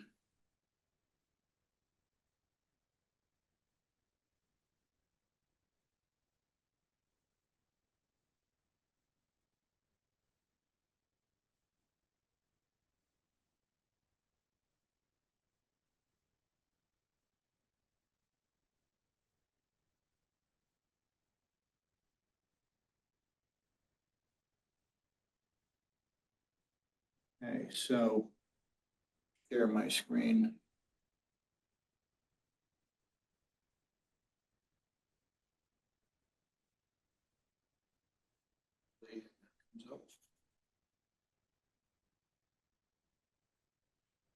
Okay, thank you. So this is the property over in the Long Beach section. The existing house is here, and there's a proposed detached garage here. This would be proposed to be 17 by 21 feet for a total area of 367 square feet for this detached garage that's proposed. The wetlands are actually off-site to the north side over here. So the proposal is to construct a detached garage here in land subject to coastal storm flowage. As Chuck reminded me, we are in a barrier beach system over here in Long Beach. However, we are outside the buffer zone to the BVW, the bordering vegetated wetland back here, but we are within the flood zone here. The entire site, all 13,529 square feet is within the AO zone, and the proposed garage it would be situated in that as well. It meets the setback requirements for the city. However, we are here for the work in the flood zone. Chuck had reminded me about the local ordinance that we have. We did include the flood zone calculations here. The proposed increase is 2.6 area, to 2.6% of the total lot area. And Chuck and I we discussed the cumulative impact of the property as far as the flood zone impact. And I believe we're still underneath that 10% threshold. We have 13,000 square feet. That would mean just over 1,359 square feet would be allowed for the total. And it's my understanding, correct me if I'm wrong, Chuck, that it's habitable space. Is that not the case for the floodplain bylaw? It's, and also the additional structures. That's why the garage. Whether they're habitable or not? Yeah. Okay. So we have, again, 357 square feet for the proposed garage, and we have 24 by 40 here. So this still keeps us under the total 1,359 square feet. So if there's any question on that, we can provide that. But again, we're here for a detached garage, and we believe it meets all the zoning requirements. We do have erosion control on the north side, which is along the buffer zone. But can answer any questions you might have. Thank you. Open up to public comments. Any members of the public who have questions or comments on this project, please raise your hand. We have no hands up here on the Zoom and on here. Okay, Commissioner roll call comments? Member Cook, No comments. Member Sergeant. Because this is in a Barrier Beach area, and there's a question on the flood, whether this should be an NOI and an RDA. Member Terry. Yeah, I know that Barrier Beach, Chuck's brought it up based on Mass Mapper. I know Mass Mapper is not completely accurate, so I didn't know if you wanted to do some further work to identify the Barrier Beach delineation or anything like that, or whether you're. Excellent. Yeah, are you going to need to raise this? This is a garage non-habitable. It would have flood vents to allow the water to come through. So we're not going to be displacing any of the flood zone. It is, as kind of described at the last hearing, it is, the flood zone is associated with the ocean and the Rear Creek behind here. So can we displace the Atlantic is the question, I guess. But we certainly don't want to displace flood waters in the neighborhood. So we're going to put in the flood vents just to be sure of that. As far as the ground cover, it doesn't exhibit any coastal dune. It's all grass. It's all lawn right now. Got the picture in front of me. So it's, when I think of a coastal dune, and I'm not saying it wasn't one time, but right now it's a lawn, and anyone that's been down by, it's a parking lot behind there. As you know, Long Beach is the entire parking lot but it's the will of the board. I'm not sure a notice of intent would make a difference, whether it's an RDA, we're outside the 100-foot buffer zone. It's a fairly benign project in my mind, but as long as we add the flood vents and we meet the requirements. Your input? Well, the presumption when you're in a Barrier Beach situation is that every part of the Barrier Beach is a jurisdictional resource. You have the beach, the dune, or the wetland or pond behind it. Just because it has grass on it, there's plenty of lawns out on Winger Chic and any of our other beaches, so grass doesn't necessarily make something not dune. So I think I want to show that it's not part of the Barrier Beach system. Provide some additional information to make that claim. Otherwise, we're dealing with a structure on dune. So, a structure within a resource, not just in a buffer zone. And there's a question of whether or not elevated. The 310 CMR 10.0, the Wetland Protection Act, the performance standards for coastal dune is the free movement of sand particles. I'm not sure how that affects a lot that is 100% lawn. It's And how we sand can- particles and the floodwaters.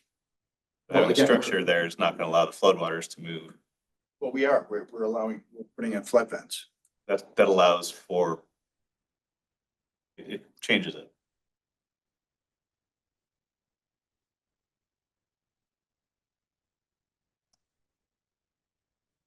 Okay, any other concerns? Commissioners? No, I think you're going to need an NOI. You may even want to check with ZBA to see. Need to raise it. Or if you need a waiver, From the zoning board of appeals. floodplain overlay. Okay. And then as far as the notice of intent, I'm just trying to, so I prepared for the performance standard, meeting the performance standards for free movement of sand particles. Yeah, basically when there's work in a resource area, we ask for. I mean, there's also, I know it's highly developed site, there's also the potential of rebutting the presumption of significance for any of the interests under the Wetlands Protection Act. I think there's four for Barrier Beach on flood storage, flood prevention, storm damage prevention, wildlife habitat, and there's another one that I don't think apply. Well, probably don't apply to this site, but the flood ones, I don't know if you wanted to make a showing that this isn't flood prevention or anything like that. If you could make that showing, it's just another avenue, I suppose, in your NOI. Historically, over on Coffins Beach area, we always elevated to allow these exposed. You know, we had one, obviously, that was just built where it had, a tennis court. And then that was removed and that allowed for movement of sand. Is that something that the board might be leaning toward, just so I can go back to the client? Let them know, maybe excavate down to natural sand, expose that? I'm not asking for you to solve the problem, but we need to get to the point where we understand what the board's looking for. No problem with the notice of intent. We can do that, but just want to make sure I go back with some marching orders. I think we need to see the analysis for each of the performance standards. I think there's other factors than just movement of sand. The 2-foot typical CZM requires a 2-foot clearance, and It's also a building code thing that if it is dune, it also needs to be elevated just for the building code.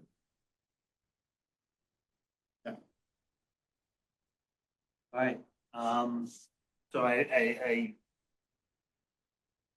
anyway, I think we're voting on positive or voting Yeah. positive.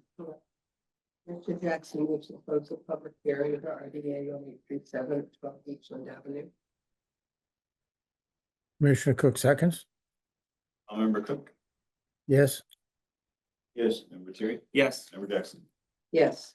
Commissioner Jackson moves for positive determination, given that the site is in a resource area, falls within the flood overlay district. Commissioner Cook seconds. Member Cook? Yes. Yes. Member Terry? Yes. Member Jackson? Yes. thank you. Thank you. We should go back to One Harbor Loop.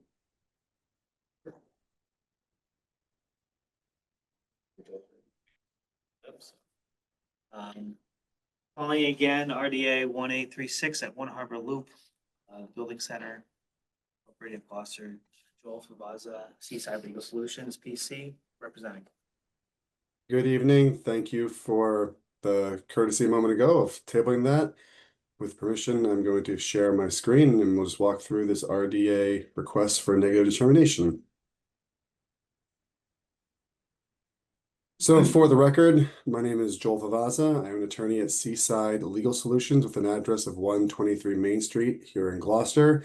I'm here tonight on behalf of the Building Center Incorporated of Gloucester, which does business as the Building Center.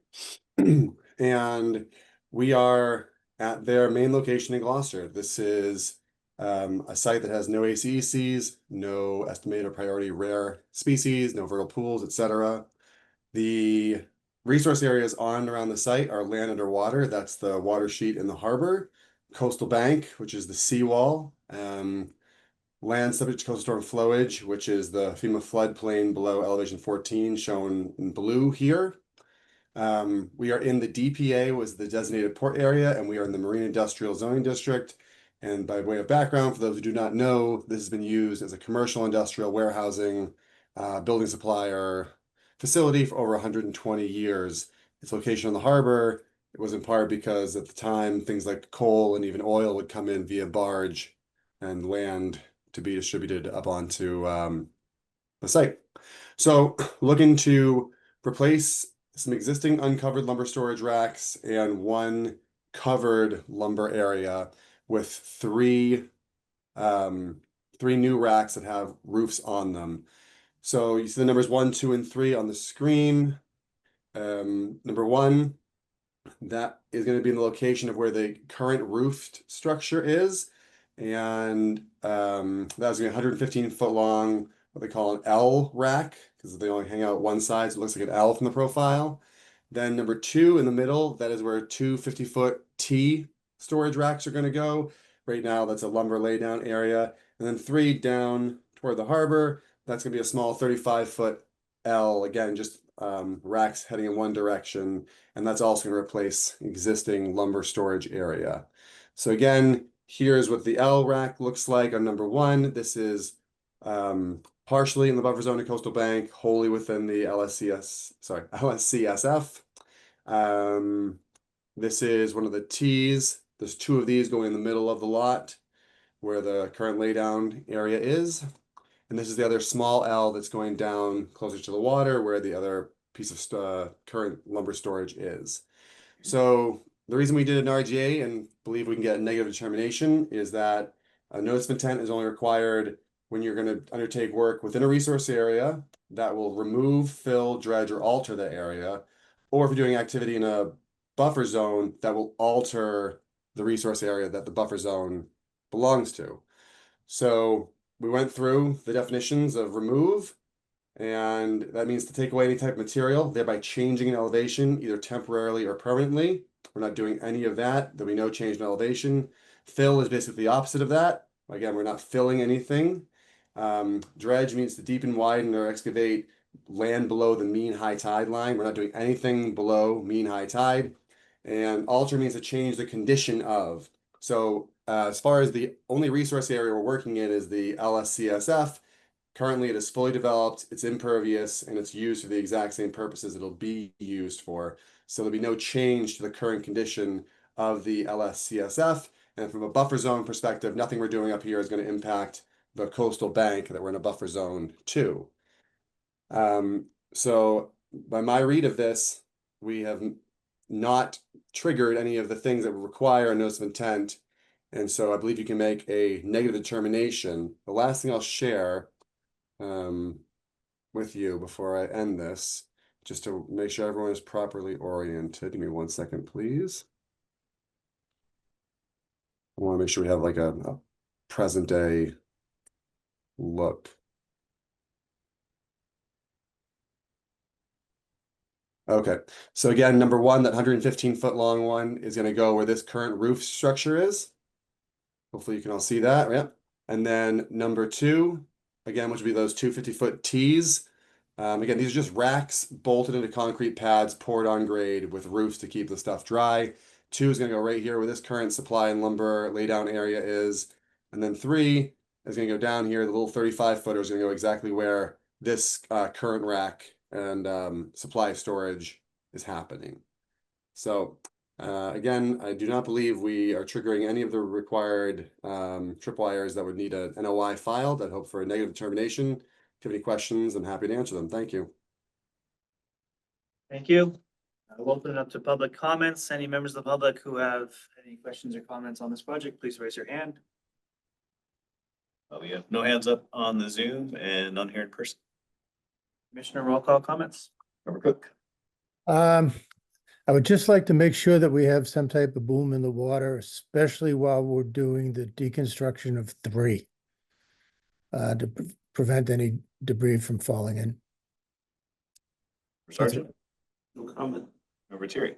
No further comments. Excellent. No comment. Okay, No complaints from me about the boom request. all right. Commissioner Jackson moves to close the public hearing for RDA 1836 at One Harbor Loop. Commissioner Cook seconds. We'll call Member Cook, Yes. Sergeant. Yes. Member Terry. Yes. And Member Jackson. Yes. Commissioner Jackson moves for negative determination for RDA 1836 at One Harbor Loop. Commissioner Cook seconds. We'll call Member Cook, Yes. Sergeant. Yes. Member Terry. Yes. And Member Jackson. Yes. Thank you Okay. very much. Have a nice night. Next item, RDA 1838 at 22 Woodward Avenue, Karen McKiernan applicant. The after the fact curbing for driveway expansion in riverfront area, made subject to coastal storm flowage and buffer zone to coastal resource areas. Karen McKiernan representing. Good evening. I am Karen McKernan from 22 Woodward Ave. I also own 19 abutting property. And this is a follow-up to our October 1st meeting here, when we discussed the laying of the dirt gravel on some existing parking area that we have, that we used for 19 Woodward. As the board discussed with me and suggested, we would like to proceed with topping that with stone gravel to keep the dirt in place and prevent it from washing away. And the addition of netting to the back rear slope and grass seed to stabilize the sloping area and prevent any wash.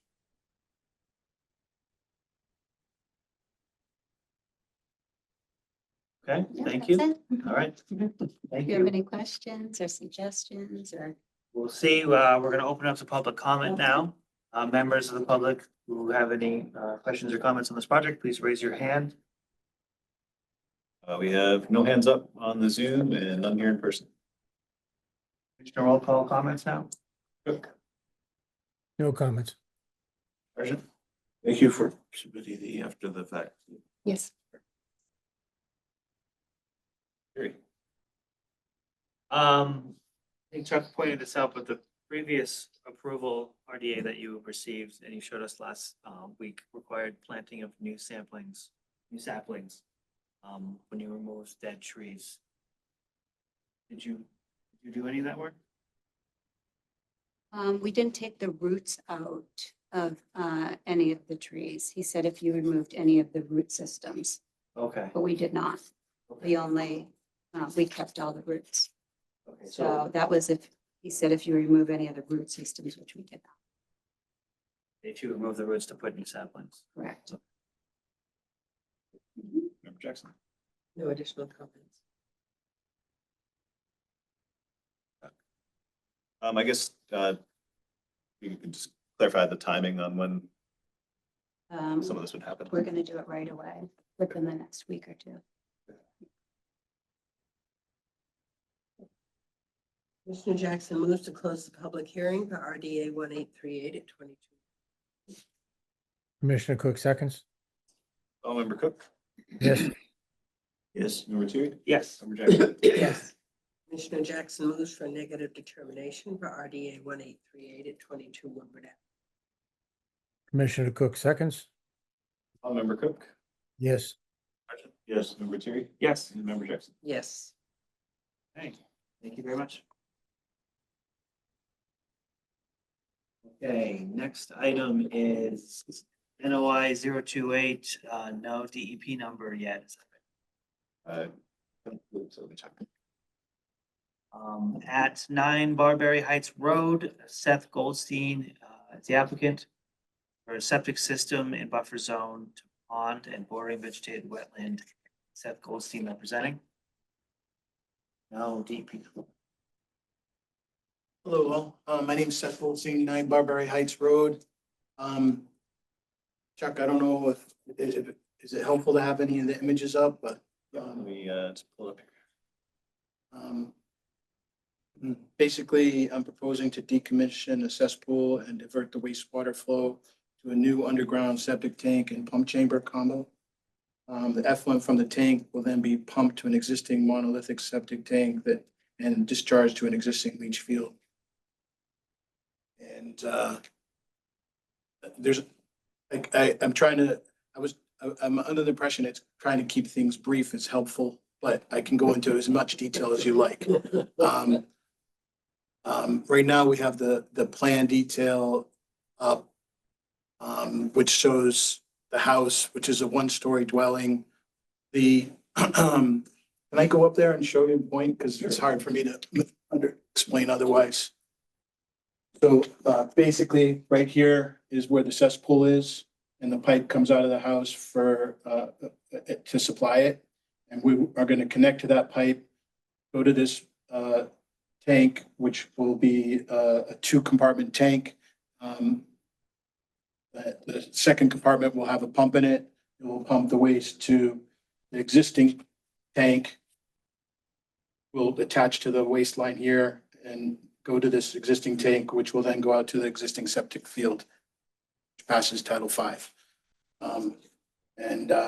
That's it in short. Again, I can go into as much further detail if you like. We do have some pictures if you'd like to see as well. But that's it in short. Thank you. And it was approved by the health department. So Cody approved it. All right, we'll open up to public comments. Any members of the public with a question or comment on this project, please raise your hand. Currently have no hands up on the Zoom and none here in person. Okay, Commissioner roll call comments. Member Cook? I didn't hear the answer when you asked, but this has been approved by the Board of Health, right? Correct. Okay, I have no questions. Member Sergeant? No comment. Member Terry? No comments. I'd only ask that you submit the Board of Health approval into the file, just for our records. Yeah, just got it today. Yeah, I received it as well. Somehow it got lost in the mail. It was submitted and so, yeah, we'll get to you. Okay, seems like they're yeah. Yeah, I got it today as well. Thank you. And Member Jackson? I have no comment. We will have to continue this because you don't have a DEP number. Yeah, I'm not, honestly, I don't know what that means.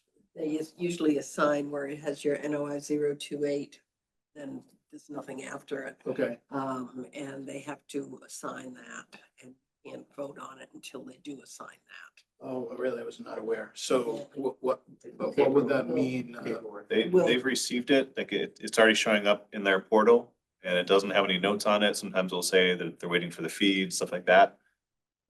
I think it's probably just waiting to be reviewed and assigned the number. So what we'll do, if it's convenient with you, is continue to the next meeting, which is November 5th. Yeah, it's not exactly convenient to me, but I don't, it's not your fault. No, we can't do anything about that. Yeah. I'm sorry.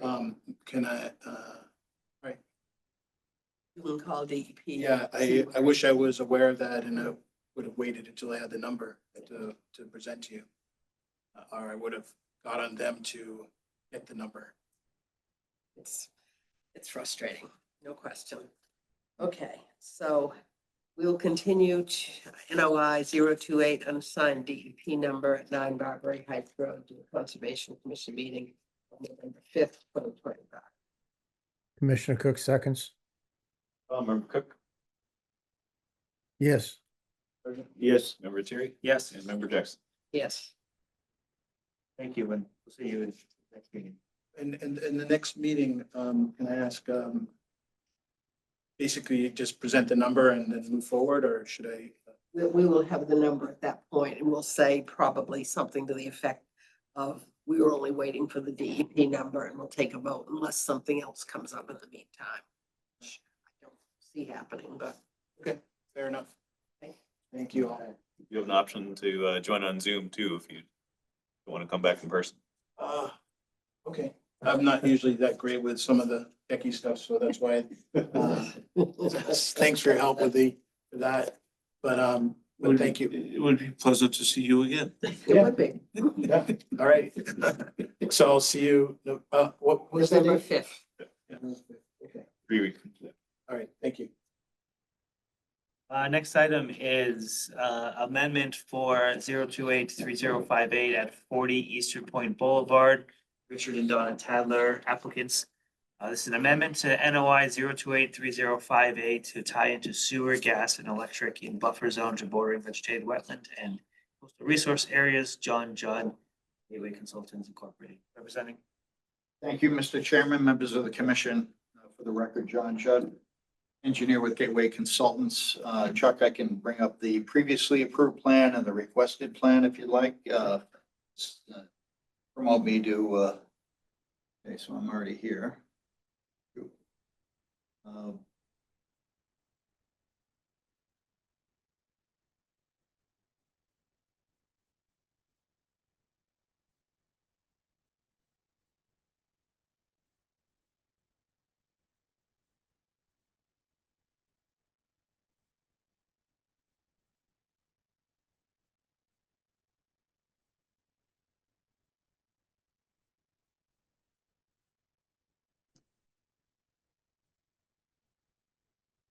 Okay, so this is the, I don't know if you can see this, this is the plan that was approved at 40 Eastern Point Boulevard. This is the project that's in between the Boulevard, BMO Ave, and St. Louis Ave back here.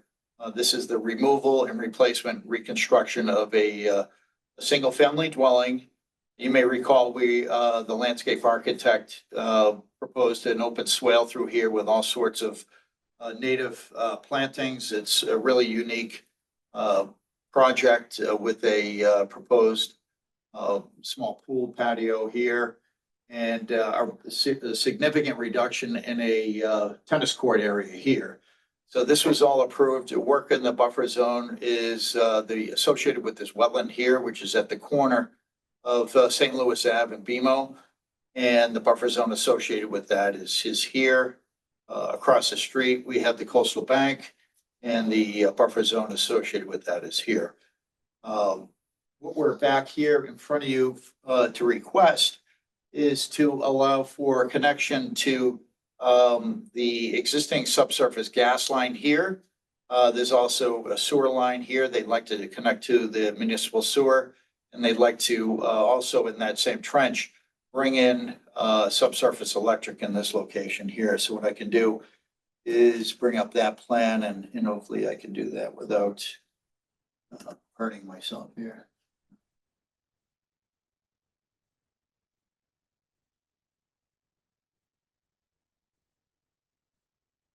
Already have it up in the separate tab there. Oh, okay. All right, here it is anyway. So here is the proposed modification here. So there's an existing sewer line right here. And we're proposing to bring a 2-inch force main here. Would come down, come across here and to a new grinder pump here. Subsurface electric right here and gas would be right here, all subsurface. Again, this is all tennis court right now. This would all be removed and we would be putting in, after we put in the subsurface, the open swale, we'll be putting in the utilities there. So what we would do is be decommissioning this septic system here that we're thinking about using that as roof runoff infiltration. The new system, it's a fairly new system in here, so we'd use that as a pretty good opportunity to get that back into the groundwater table, get that cleaned out and use that as a recharge from the roof runoff. So that's really the extent of it, is this sewer line here, proposing the low pressure sewer line to go into the municipal system, subsurface gas and electric. I can answer any questions you might have. Thank you. Open it up to public comment. Any members of the public who have questions or comments on this project, please raise your hand. We have no hands up on the Zoom and none here in person. Hey, Commissioner roll call comments. Member Cook, No comments. Sergeant, No comment. Member Terry. Is there any impact on the swale that you're planning to construct? No, everything will be subsurface below that. It's a fairly shallow swale. We had some photographs submitted as part of the original notice it's a very shallow swale that comes through there. Water table is very shallow there. So we're gonna be coming underneath that with all utilities. No issues with roots or anything. Everything's gonna be in a conduit or a sleeve. So. And the vegetation there is gonna be shrub and herbaceous type plants in the swale. Member Jackson? I have no additional comments. Okay. Right. Commissioner Jackson moves to close the public hearing for amendment 0283058 at 40 Eastern Point Boulevard. Commissioner Cook seconds. Member Cook? Yes. Sergeant? Yes. Member Terry? Yes. Member Jackson? Yes. Commissioner Jackson moves to approve amendment 0283058 at 40 Eastern Point Boulevard. Commissioner Cook seconds. Member Cook? Yes. Sergeant? Yes. Member Terry? Yes. Member Jackson? Yes. All right, thank you. Thank you very much. All right, next item is NOI 028, no DEP number at 6 Brewster's Lane, 13 High Rock Terrace. Lisa Latoff Pirlo, the applicant, this is raise and rebuild a dwelling in buffer zone to coastal bank. John Judd from Gateway Consultants Inc. Okay, thank you, Mr. Chairman, members of the commission. Once again, John Judd representing the applicant for this removal and reconstruction of an existing dwelling at 6 Brewster Place. Let me see if I can bring up this plan that I have.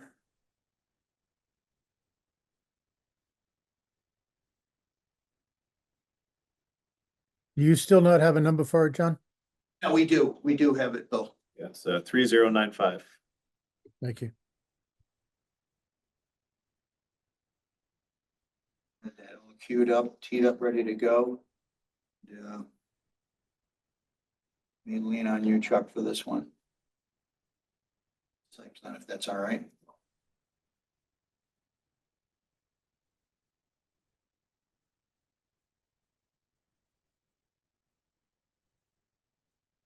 Thank you.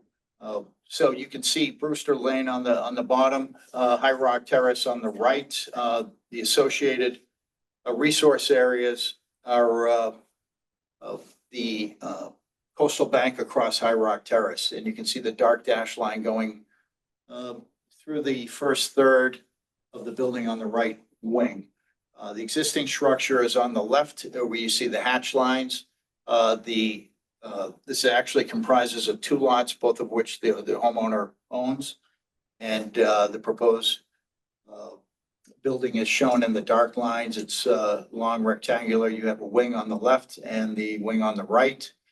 We are proposing a rain garden to address the stormwater runoff from the additional impervious area, as well as the mitigation, the 2-to-1 mitigation associated with the increase in impervious area within the buffer zone.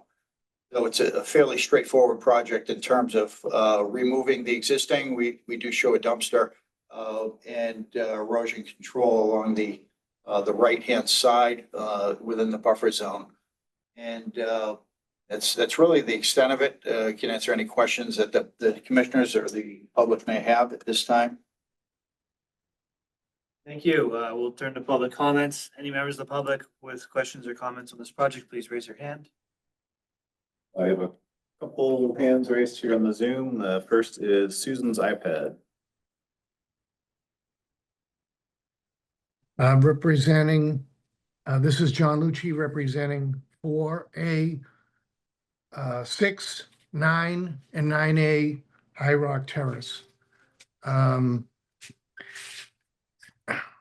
We're abutters to both 6 Brewster's Lane and 13 High Rock Terrace, the two lots in question.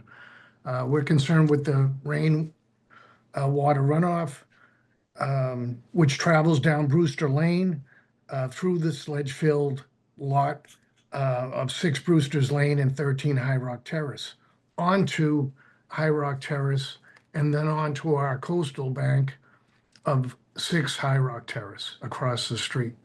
Every time it rains, this causes significant pooling of water in front of the lot on High Rock Terrace, and in the winter, the puddle becomes ice. The terrain of the upper house is quite a bit higher than the elevation of the High Rock Terrace lot. So water runoff and stormwater is a major concern, particularly with the house footprint shown. I'm not sure if there's blasting that's gonna take place or be required, but that's it's gonna make it worse. And I'm a little concerned about the coastal embankment if there is blasting. The storm already hampers that embankment as it is. This project presents, as presented, will be substantially more detrimental to the neighborhood. All properties should not discharge water off their premise, and each property owner should be required to have an engineer, certified engineer, do stormwater analysis prior to any approval. According to the assessor's cards, the square footage of this lot, the lot listed as 13 High Rock Terrace is 4,914 square feet, and 6 Brewster's Lane is 5,070 square feet. Together, they total 9,984 square feet. It's presently a non-conforming house and patio. The present non-conforming house and patio have a footprint of 1,677 square feet, or 17% of both lots. The proposed plan shows a house footprint of roughly 3,000 square feet, which represents 1,323 or 79% increase in impervious area, not the 1,052 as listed in the proposed work and description for 6 Brewster's Lane. Also all the abutters were not notified. For example, 4A and 6 High Rock Terrace, we weren't, but that's just a minor thing. That's the beach and the embankment, which presently absorbs much of the water runoff from the higher elevations.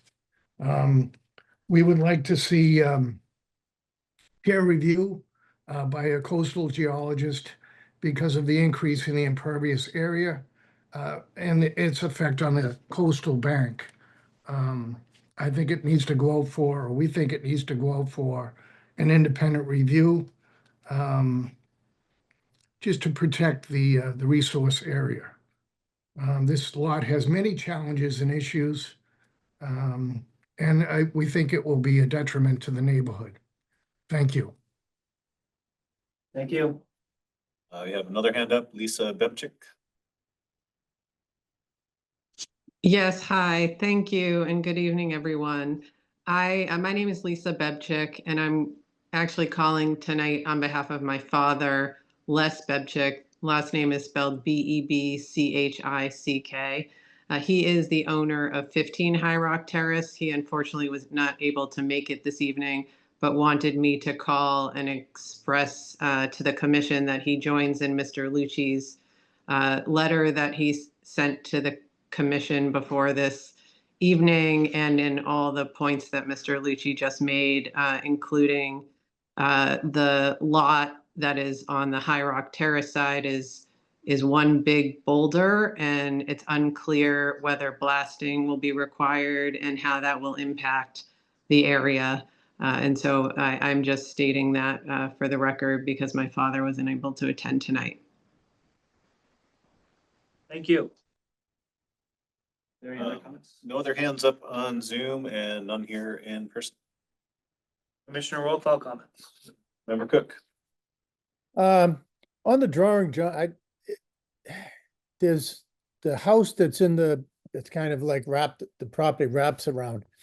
It shows an existing patio off the back it seems like it runs right through the property. I can't figure out what the lines were on that.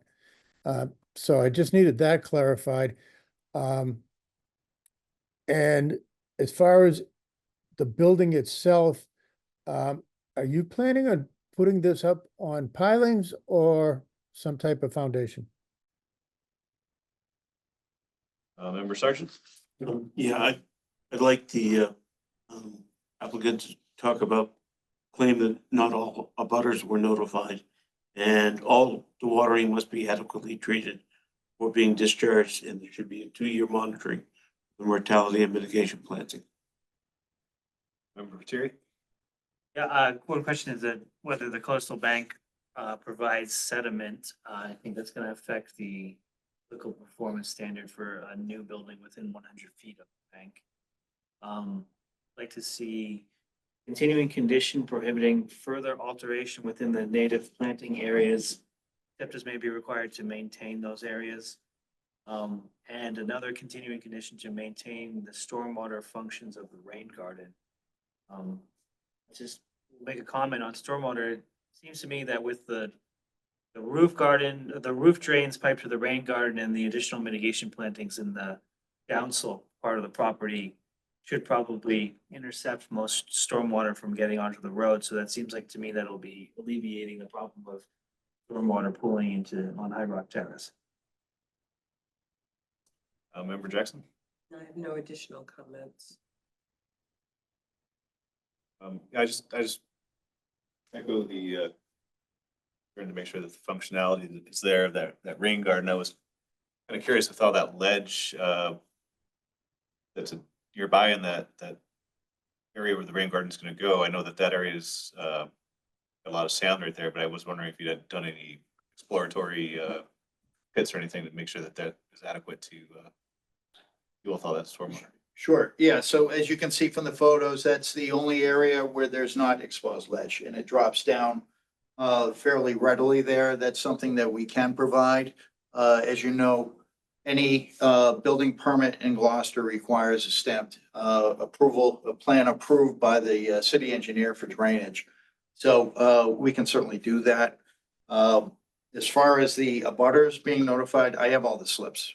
So I have all the stamped receipts. I'm gonna send those over to Chuck tomorrow. So if there shouldn't be any question on that. We have all of those stamped receipts from the post office. Some of the other comments, Bill had asked whether the patio behind the building, that's actually an encroachment from Mr. Lucci. Surprised you brought that up, but so that's an encroachment both in the shed and his patio. As far as piles, that's not planned. The proposal is to be a conventional foundation. As far as the 79% increase in impervious area, I'm not sure where he's coming up with that. We're showing the buffer zone increase. So that's what we're here to, in front of this board, is to address the buffer zone and the impacts to the resource areas. All of which the zoning aspects are not under this purview here, but they're addressed by the building inspector.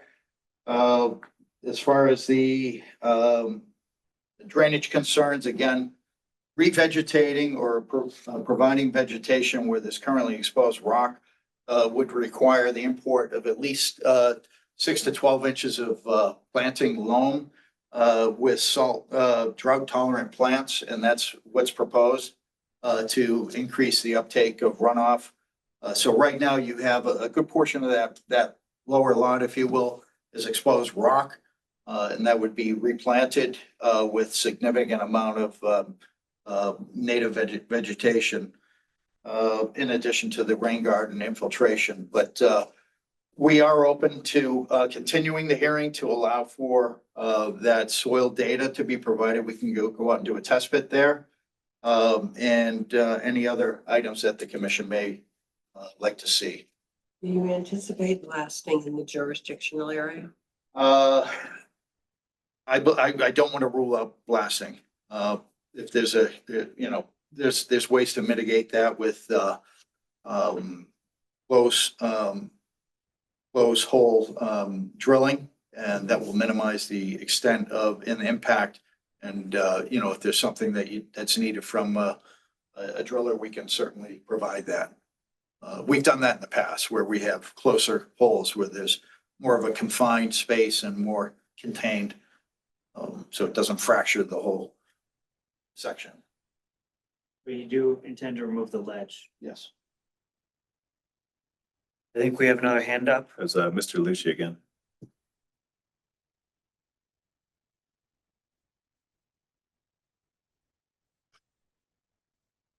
Lucy, you got your hand up? Can you hear me now? Hello? Yes, Thank you. The comment is on the encroachment. Both property owners were encroaching on the others. So we have an easement that was done with the prior owner. If Mr. Judd looks into it, he'll see that there's a recorded a recorded easement to the deed. So there are no encroachments at present. There's just an easement. Because their shed was on our property and part of our patio was on their property. There have been two easements in our backyard between the two properties. We had a roughly 468 square feet. So I hired a surveyor and an attorney, and we straightened it out so that the prior owner could sell the house without any issues. Patio and a shed. Okay, thank you. Patio and their shed. Their shed was on our land, our patio was on theirs. Thank you. yeah, but that wasn't the patio. The patio by the shed isn't the one I was referring to. It's the one that's going into the new long extension. That's the one I'm looking at on the drawing.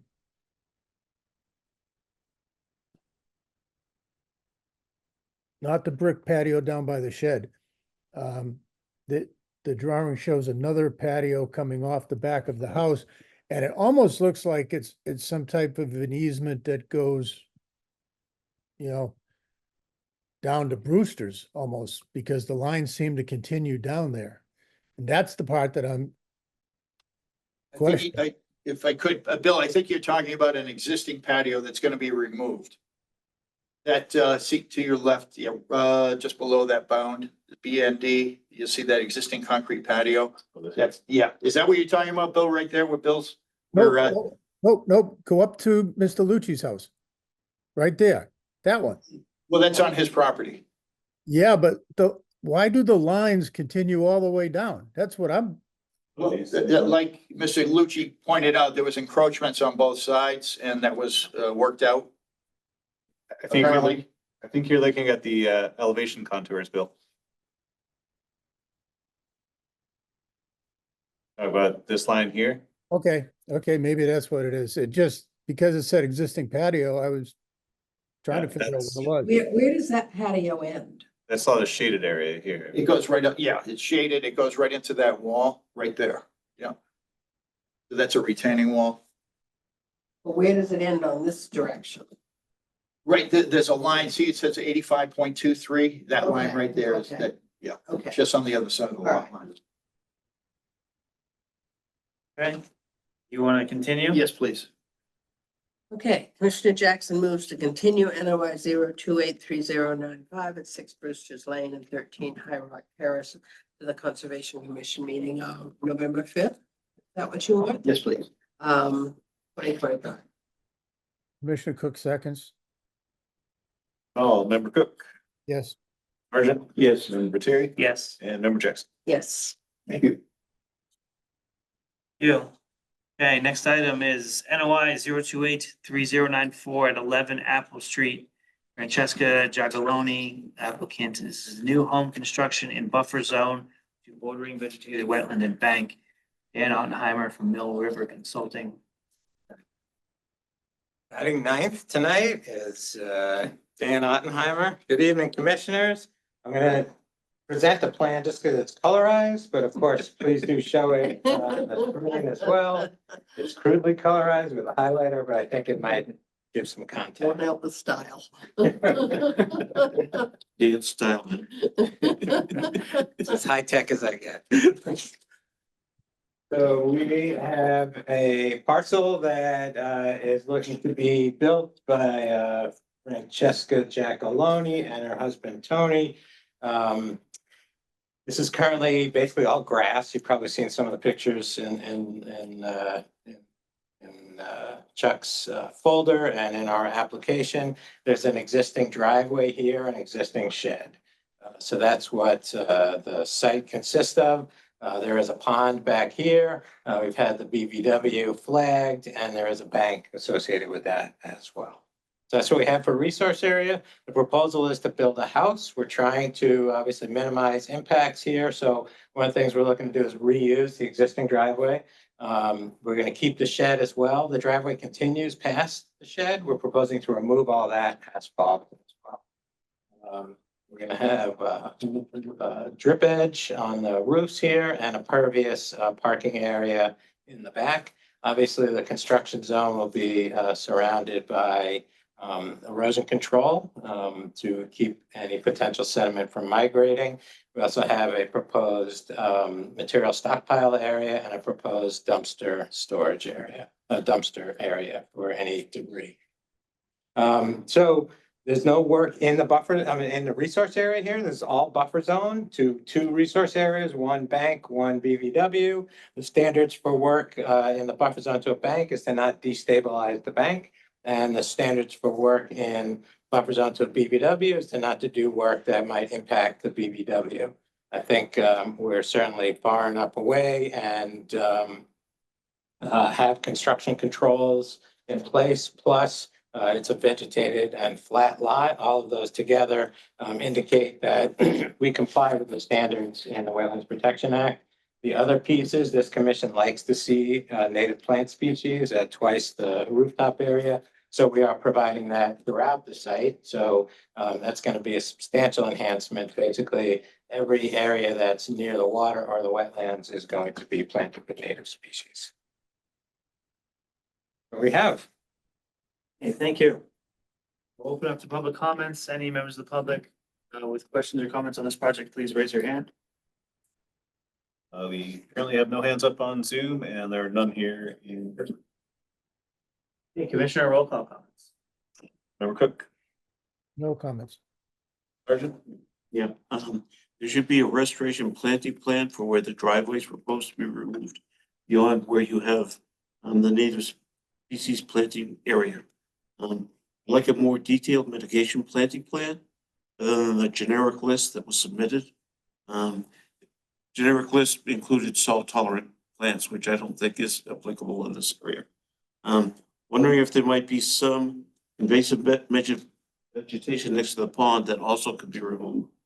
And I'd like the house moved closer to the street, further away from the resource area. Currently, the house is proposed to be only 11 feet from the top of the bank. There's a 20-foot front yard setback in this zoning district. And I believe there's adequate setback to accomplish this. Like a 2-year monitoring for the mortality and mitigation plantings, and all dewatering must be adequately treated or being discharged. And please be aware that this site has a fair chance of having some significant archaeological artifacts. So please excavate carefully. Thank you. Terry.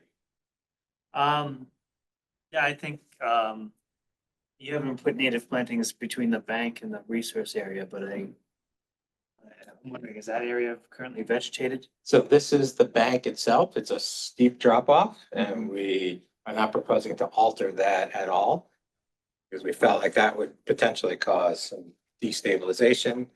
So we're not proposing to adjust. But that's currently vegetated? It's mostly vegetated. There's some areas where it's kind of sloughed off a bit and the vegetation's not stable, but most of it is vegetated. And there's a driveway, asphalt driveway and a fence located to it. That's correct. Yeah, I would also like to see restoration plan for the asphalt area and fence. I'm wondering if you can reduce the size of pervious driveway to expand the planting buffer. Kind of, it gets tight sort of in that corner driveway there of the driveway extension, that northeast corner. I'd like to see a continuing condition prohibiting further alteration within the restoration and mitigation planting areas, except as may be required to maintain areas in their restored or mitigated condition. Member Jackson. No additional comment. Okay. Yeah, I think overall the wetland there looked pretty good. I think it's one of the few wetlands I've seen in a long time that had no Phragmites, all cattails. That being said, it did look like there was some trash that had kind of fallen over the edge in the back there, so it'd be nice to have that cleaned out prior to vegetating that area. And also the concrete or the asphalt looked like it kind of wrapped around, extending away from the driveway and kind of into where the fence and stuff is. I'm not sure if there's any buried asphalt in there. When I guess you might find when you're removing that fence, but it'd be good to have that removed so it's actual soil that can better promote vegetation. Great, thank you. So obviously we'll refine our approach to planting and vegetation management and come back to you. I do want to just review Commissioner Sargent's concern. So the zoning setback is 20 feet. We are currently 21 feet from the front lot line. So we are unable to move it any closer. Okay, thank you. Great, thank you. Yeah, Commissioner Jackson moved to close the public hearing for 08094 on Apple Street. Are we closing the public hearing or we're just going to continue it to the next meeting? Oh, I guess we're going to continue. Are we continuing it? We're continuing for restoration. Okay, sorry. Sorry. Long evening. Commissioner Jackson moves to continue NOI 0283094 at 11 Apple Street to the Conservation Commission meeting of November 5th, 2020. Commissioner Cook seconds. Call Member Cook. Yes. Stryker. Yes. Member Gary. Yes, Member Jackson. Yes. thank you. Great. I got the next one though. Won't be the last time we see you. All right, next item is NOI 028, no DEP number. It does have one. It's 3096.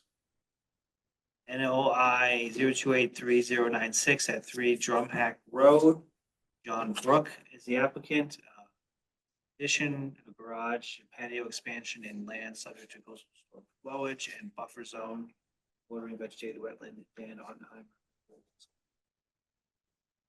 Good evening, Commissioners. John Brook, the owner, is here as well. John, if you want to come around, you can see as well. Yes, right? So where Drumhack Road is way at the end of Eastern Point, if you're not familiar with it. And John's got a house here now and looking to do some modifications to it. So that's what we're here to discuss this evening. So what we're looking to do is take the existing footprint and build out in certain directions, and so expand the footprint essentially. Build a garage with the exercise room up above it. And then there's currently a patio back here, and just to expand the patio a little bit out in this direction. So that's the scope of the project. So this is the property here. The ocean is right here. It's an absolutely gorgeous location. And in terms of resource areas associated with the water, we have mean high water here, and we have the flood zone that wraps around right over here. We also have vegetated wetland located here, here, and here. So we have all of those depicted as well as the buffer zones. These gray spots you see are the planting areas that are proposed, and the landscape designer Hilary Holdsworth, who put together the planting plan that you have, is on the call as well in case there's any questions. So essentially, we have a little bit of work in a resource area, and then most of the work is in buffer zone. So in the resource area is the proposed expansion of a stone patio. It's an existing stone patio. We're looking to bump that out about 4 or 5 feet. That is within land subject to coastal storm flowage. And then all the other work is in buffer zone to the vegetated wetlands. So the expansion of the house is in buffer zone to the wetlands, and the proposed garage is in buffer zone to the vegetated wetlands. So interestingly, some of these wetlands are actually upgradient. The freshwater wetlands are upgradient of this work. So the risk to them is quite slight. This on the adjacent parcel is probably about the same elevation. Obviously, we have erosion control proposed around there.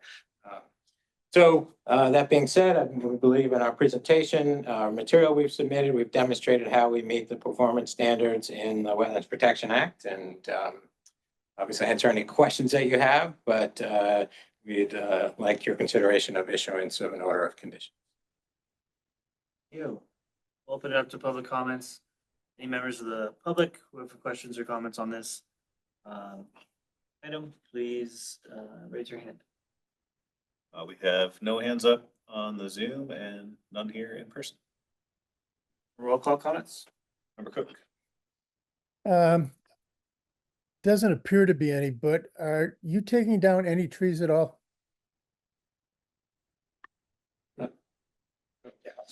Yeah, keep going. Yep. Is that all you have, Member Cook? Yep, that was it. Sergeant? Yeah, all the watering must be adequately treated when being discharged. I'd like a 2-year monitor, the mortality mitigation plantings. And there needs to be a written health department sign off for this expansion, as this property is serviced by an on-site wastewater and septic system.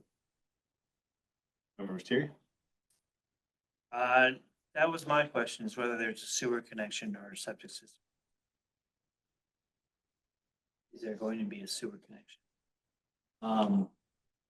Is it possible to add a rain garden to mitigate some of the additional impervious roof surface that's? I guess I'm more concerned with the garage surface, considering it's closer sort of to the downgrading wetland. There's the houses downgrading of the northern wetland area, so that's probably less of a concern. But I guess for the roof, for that additional impervious surface, there could be a for that stormwater. And I'd like to see a continuing condition prohibiting further alteration within the mitigation planting areas, except as may be required to maintain them in their mitigating condition. Member Jackson? No additional comments. So, John or Hillary, do you want to? Oh, I'm sorry, Chuck. I apologize. Oh, no, I had some question about the trees, because I believe there are some that will be removed for the proposed garage, I believe. Right. So, John or Hillary, do you want to talk about the trees? Hillary, are you on there? I can pull her up.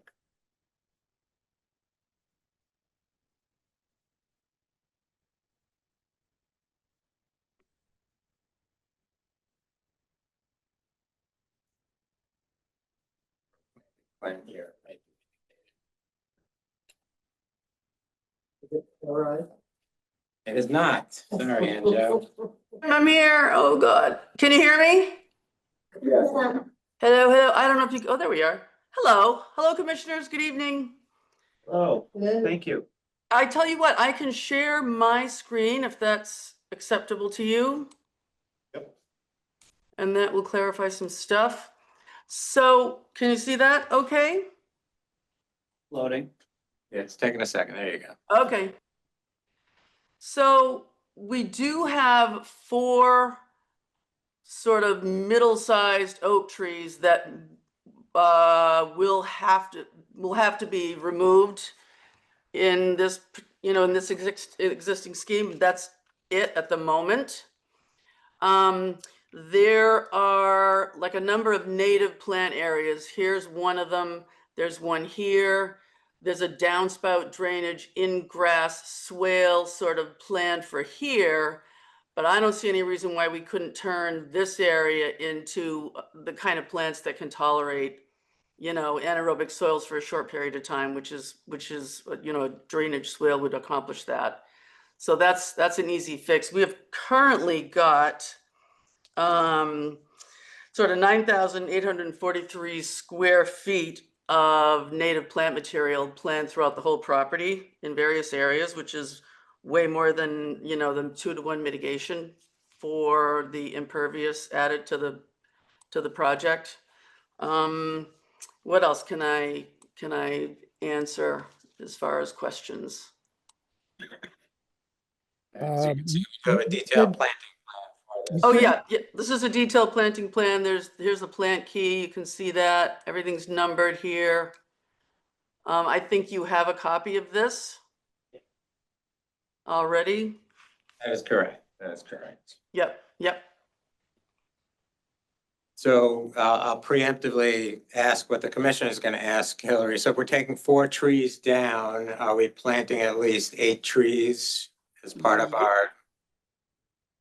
We sure are. Let me run through here real quick. Where's the number here? Oh, this just shows the various species, but we have quite a few trees planned. We have, my associate Rachel Newman is also on the call. She might remember the exact numbers of these trees, but we have hamamelis, which is our native witch hazel. We have Thuya plicata, which is a native arborvitae. We have Nyssa sylvatica, Juniperus virginiana. We have quite a few of those. So if, unfortunately, the plant key does not tell us how many of each one we have, but we do have quite a few. I think we have more than double, if that's what's required, of the 4 oak trees that are coming down. We certainly have more than double that. I know we have 8. Right here, we have 1, 2, 3, 4, 5, 6, 7, just in this area right here. That doesn't include what we're planting here and what we're planting here. And at the front of the house. I'm here, Hillary, if you'd love me to tell you we're- what types of trees we have planted there. Thank you, Rachel. Thank you, Hillary. I think the commissioners just need to know that there will be at least 8 trees, Yep. right? Yep, we got that. Okay, great. And then the other main question relates to the garage and whether to take the garage runoff and divert that into a rain garden or use the current drip edge that's proposed. Mm-hmm. I would submit there is, we can certainly look into that. That's what the chairman was asking about. The architectural look was to be without any gutters, so that would change the whole design of what they have proposed. So I didn't realize there was a drip edge, but I think. Yes, there is. That handles the roof runoff. yes, there is. Serves the same function. Yes, correct. Okay, great. And then to the commissioner's other concern about the health department, of course, so there is no public sanitary sewer or public water in this region. So they are served by an on-site wastewater system. And obviously the health department is going to have to make sure that the number of bedrooms in the new configuration is not going to exceed what's the on-site system was designed for. So we certainly would expect that as a condition of your approval, and obviously they can't get the building permit without that anyhow. Yeah, I'd like, a written approval rather than just a check off on the, on the, from the building department, as you know, and I know sometimes that gets missed. Yeah, so some written document in the Conservation Commission's file. Yes. Yes, from the health department. We can certainly do that, yes. So, and then the 2-year monitoring makes sense. Any dewatering, which I don't expect much, would be treated. So I think we've addressed your questions and we're comfortable with all of your suggested conditions as well. Okay, thank you. Moving forward or waiting for the written documentation? Well, you have the written documentation from the Board of Health, you still need that. We still need that, but you could make that a condition that, they can't start any work without a letter from the health department. So that way we're not doing a catch-22 type situation. Commissioner Jackson moves to close the public hearing for NOI 0283096 at 3 Drumhack Road. Commissioner Cook seconds. Member Cook, Yes. Sergeant, Yes. Member Terry, Yes. and Member Jackson. Yes. Commissioner Jackson moves to approve NOI 0283096 at 3 Drumhack Road with the conditions previously discussed, including the written documentation. Commissioner Cook seconds. Member Cook, Yes. Sergeant, Yes. Member Terry, Yes. and Member Jackson. Yes. Okay, thank you very much. Well, commissioners, thanks for your time tonight. Okay. You should have colored the other one too, Dan. Should have what? You colored the other one. Oh, Hillary's plan?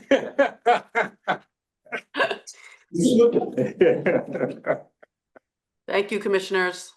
Thank you. Thanks, Hillary. And when we do certificates of compliance. Take.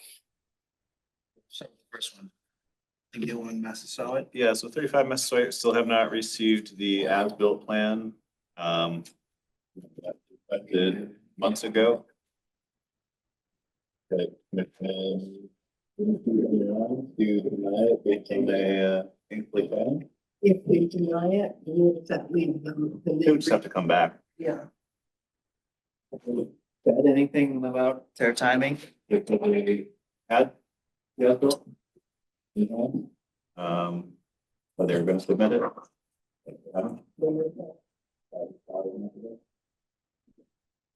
Good night, everybody. Night, Jack. Good night, Deb. I could deny it, maybe get some moving on it. Yeah, because we're, really not supposed to leave. POCs just kind of hanging out there. Yeah, okay. Right. Commissioner Jackson moves to deny the request for a certificate of compliance 0282721. Failure to. Commissioner Cook seconds. Roll call, Member Cook, Yes. Sergeant, Yes. Member Terry, Yes. Member Jackson. Yes. Our request for 3 Welch Lane, Where did the sergeant recuse us? 0281933. I still have not received any confirmation that the markers were installed. So I believe we're still waiting to receive that confirmation before we ratify to issue COC. Okay, we don't need to vote to continue it. I believe so. What about 0282948 at 84 Denison? Actually, Where did the sergeant returns? Alright. the 4 of these, they all look good. The next 4. Yes. Yep. And you've noted the continuing conditions that should be noted on the certificates. Yep. Anybody have any issues with these? No. Nope. Not at all. All right, you want to move them all together? Sure. Commissioner Jackson moves to approve request for certificate of compliance for 0282948 at 84 Denison Street, 0282901 at 27 and 29 Denison Street, 0282916 at 37 Cogshell Road, and 0282903 at 53 Wingershik Road. Commissioner Cook seconds. Oh, Member Cook, Yes. Sergeant, Yes. Member Terry, Yes. and Member Jackson. Yes. Okay. Violations. Enforcement order 2408 at Worcester Way. So I did make contact finally. I guess they said that because of the drought conditions, they were waiting. Plant. That being said, they do intend to start planting tomorrow. So we'll make sure to make a visit over there at some point tomorrow and see if that's happening. Hopefully with all the recent rain. Yeah. Can you please let us know if it happens? Yeah. Thanks. Patty Emerald, Mr. Trent? Patty Emerald's your hand up, yes. Yeah.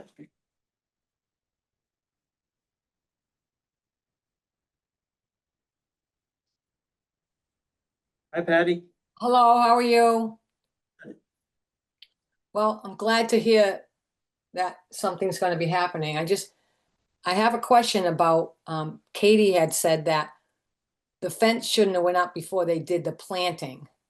Now, I did landscaping for years, so I'm wondering, how do they get equipment in there? They're gonna, how big are these trees and everything? Did we get an answer to those kind of questions? To say it on the plans, like how big they were and. No. Since I looked at it, I believe it did talk about the size of, as far as how many gallons the pots and stuff were. Yeah. Sometimes they can peel back a section of the fence so that there's access. I believe there's also some kind of access doors at different parts of that fence, at least up closer to the buildings there. But Yeah, they're very small though. They're just enough for a person to get in. There's one and Yeah, so One- so one. sometimes they're able to, as I said, kind of take apart the fence and kind of roll it back to create access and then connect it. So they decided to put the fence in before they planted, so that's something they have to figure out, I guess. They could also probably lift stuff up and over. To get it on the other side of the fence too. I'm not sure. But sure you'll see it over the next couple of days, and I intend to stop by and kind of see how things are going too. Certainly give us a call if you see anything that looks questionable. My mother is having her 90th birthday this weekend, and I'm leaving tomorrow, first thing in the morning, so I Okay. will not be able to be the eyes over there, and that really makes me sad because I wanted to see that part of it. I'm joyous of the fence. There was a cleanup Jeff Worley had at the train station. They were able to clean there, not getting too much prickers and bleeding to death. It's a hard clean over there. This is not an easy thing.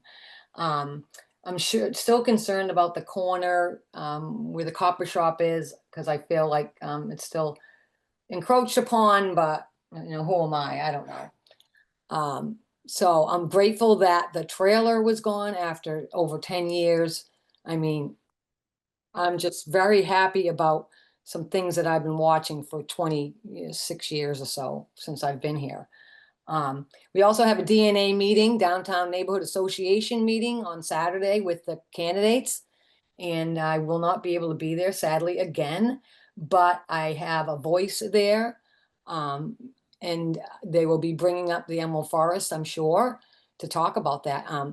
This has, like the carry in, carry out, this has made people start to think about this. And when people were talking about taking putting the fence up and keeping the wildlife out and just really killing the wetland, it really made people start to stand up and want you who make the decisions, who are so important to this process, to hear them, because it's not just me anymore, and that makes me really proud that people are standing up, because this is a very important open space. As we know, there's only 2 green spaces left in our inner city, and with the 3A we're going to be building, so we need to save this. And there's also a video program that Lisa Smith is putting together. She just walked in there with me the other day. It's about green spaces in the downtown, and I hope once she shows it that you'll be able to go and see it. I'm not sure where she's going to be showing it, but so a renewed interest in this beautiful place that has been abused for so long, and I'm very happy about it. And you guys should be proud. Hopefully you continue with the lack of fence, because I think what we have right now is just fine. Let's save money, let's save the world, and let's save these animals and keep it the way it is. Do the planting, everything's good. So if you guys walk over there and see it, you'll see everything's good. And it's easier to clean. I've always wanted a barrier. I've asked for, if you look in the minutes from Conservation Commission meetings with John Fina, you'll see that I've been talking about this a long time. And you have gotten some things done, and I'm very happy. I just hope it continues, that the fence does not continue, and the plantings go well, and they get watered and cared for, because I will be here to watch that, and so will everybody else. And thank you very much. As Joe Favazza said at one of the meetings, maybe those people who move in will help me clean. And I do hope that will happen, because that would just be grand, wouldn't it? So I hope so. Let's save the things that we have, because when they're gone, and you can't get them back. So hear ye, keep on doing the work, because we appreciate it. Thank you. Thank you, Patty.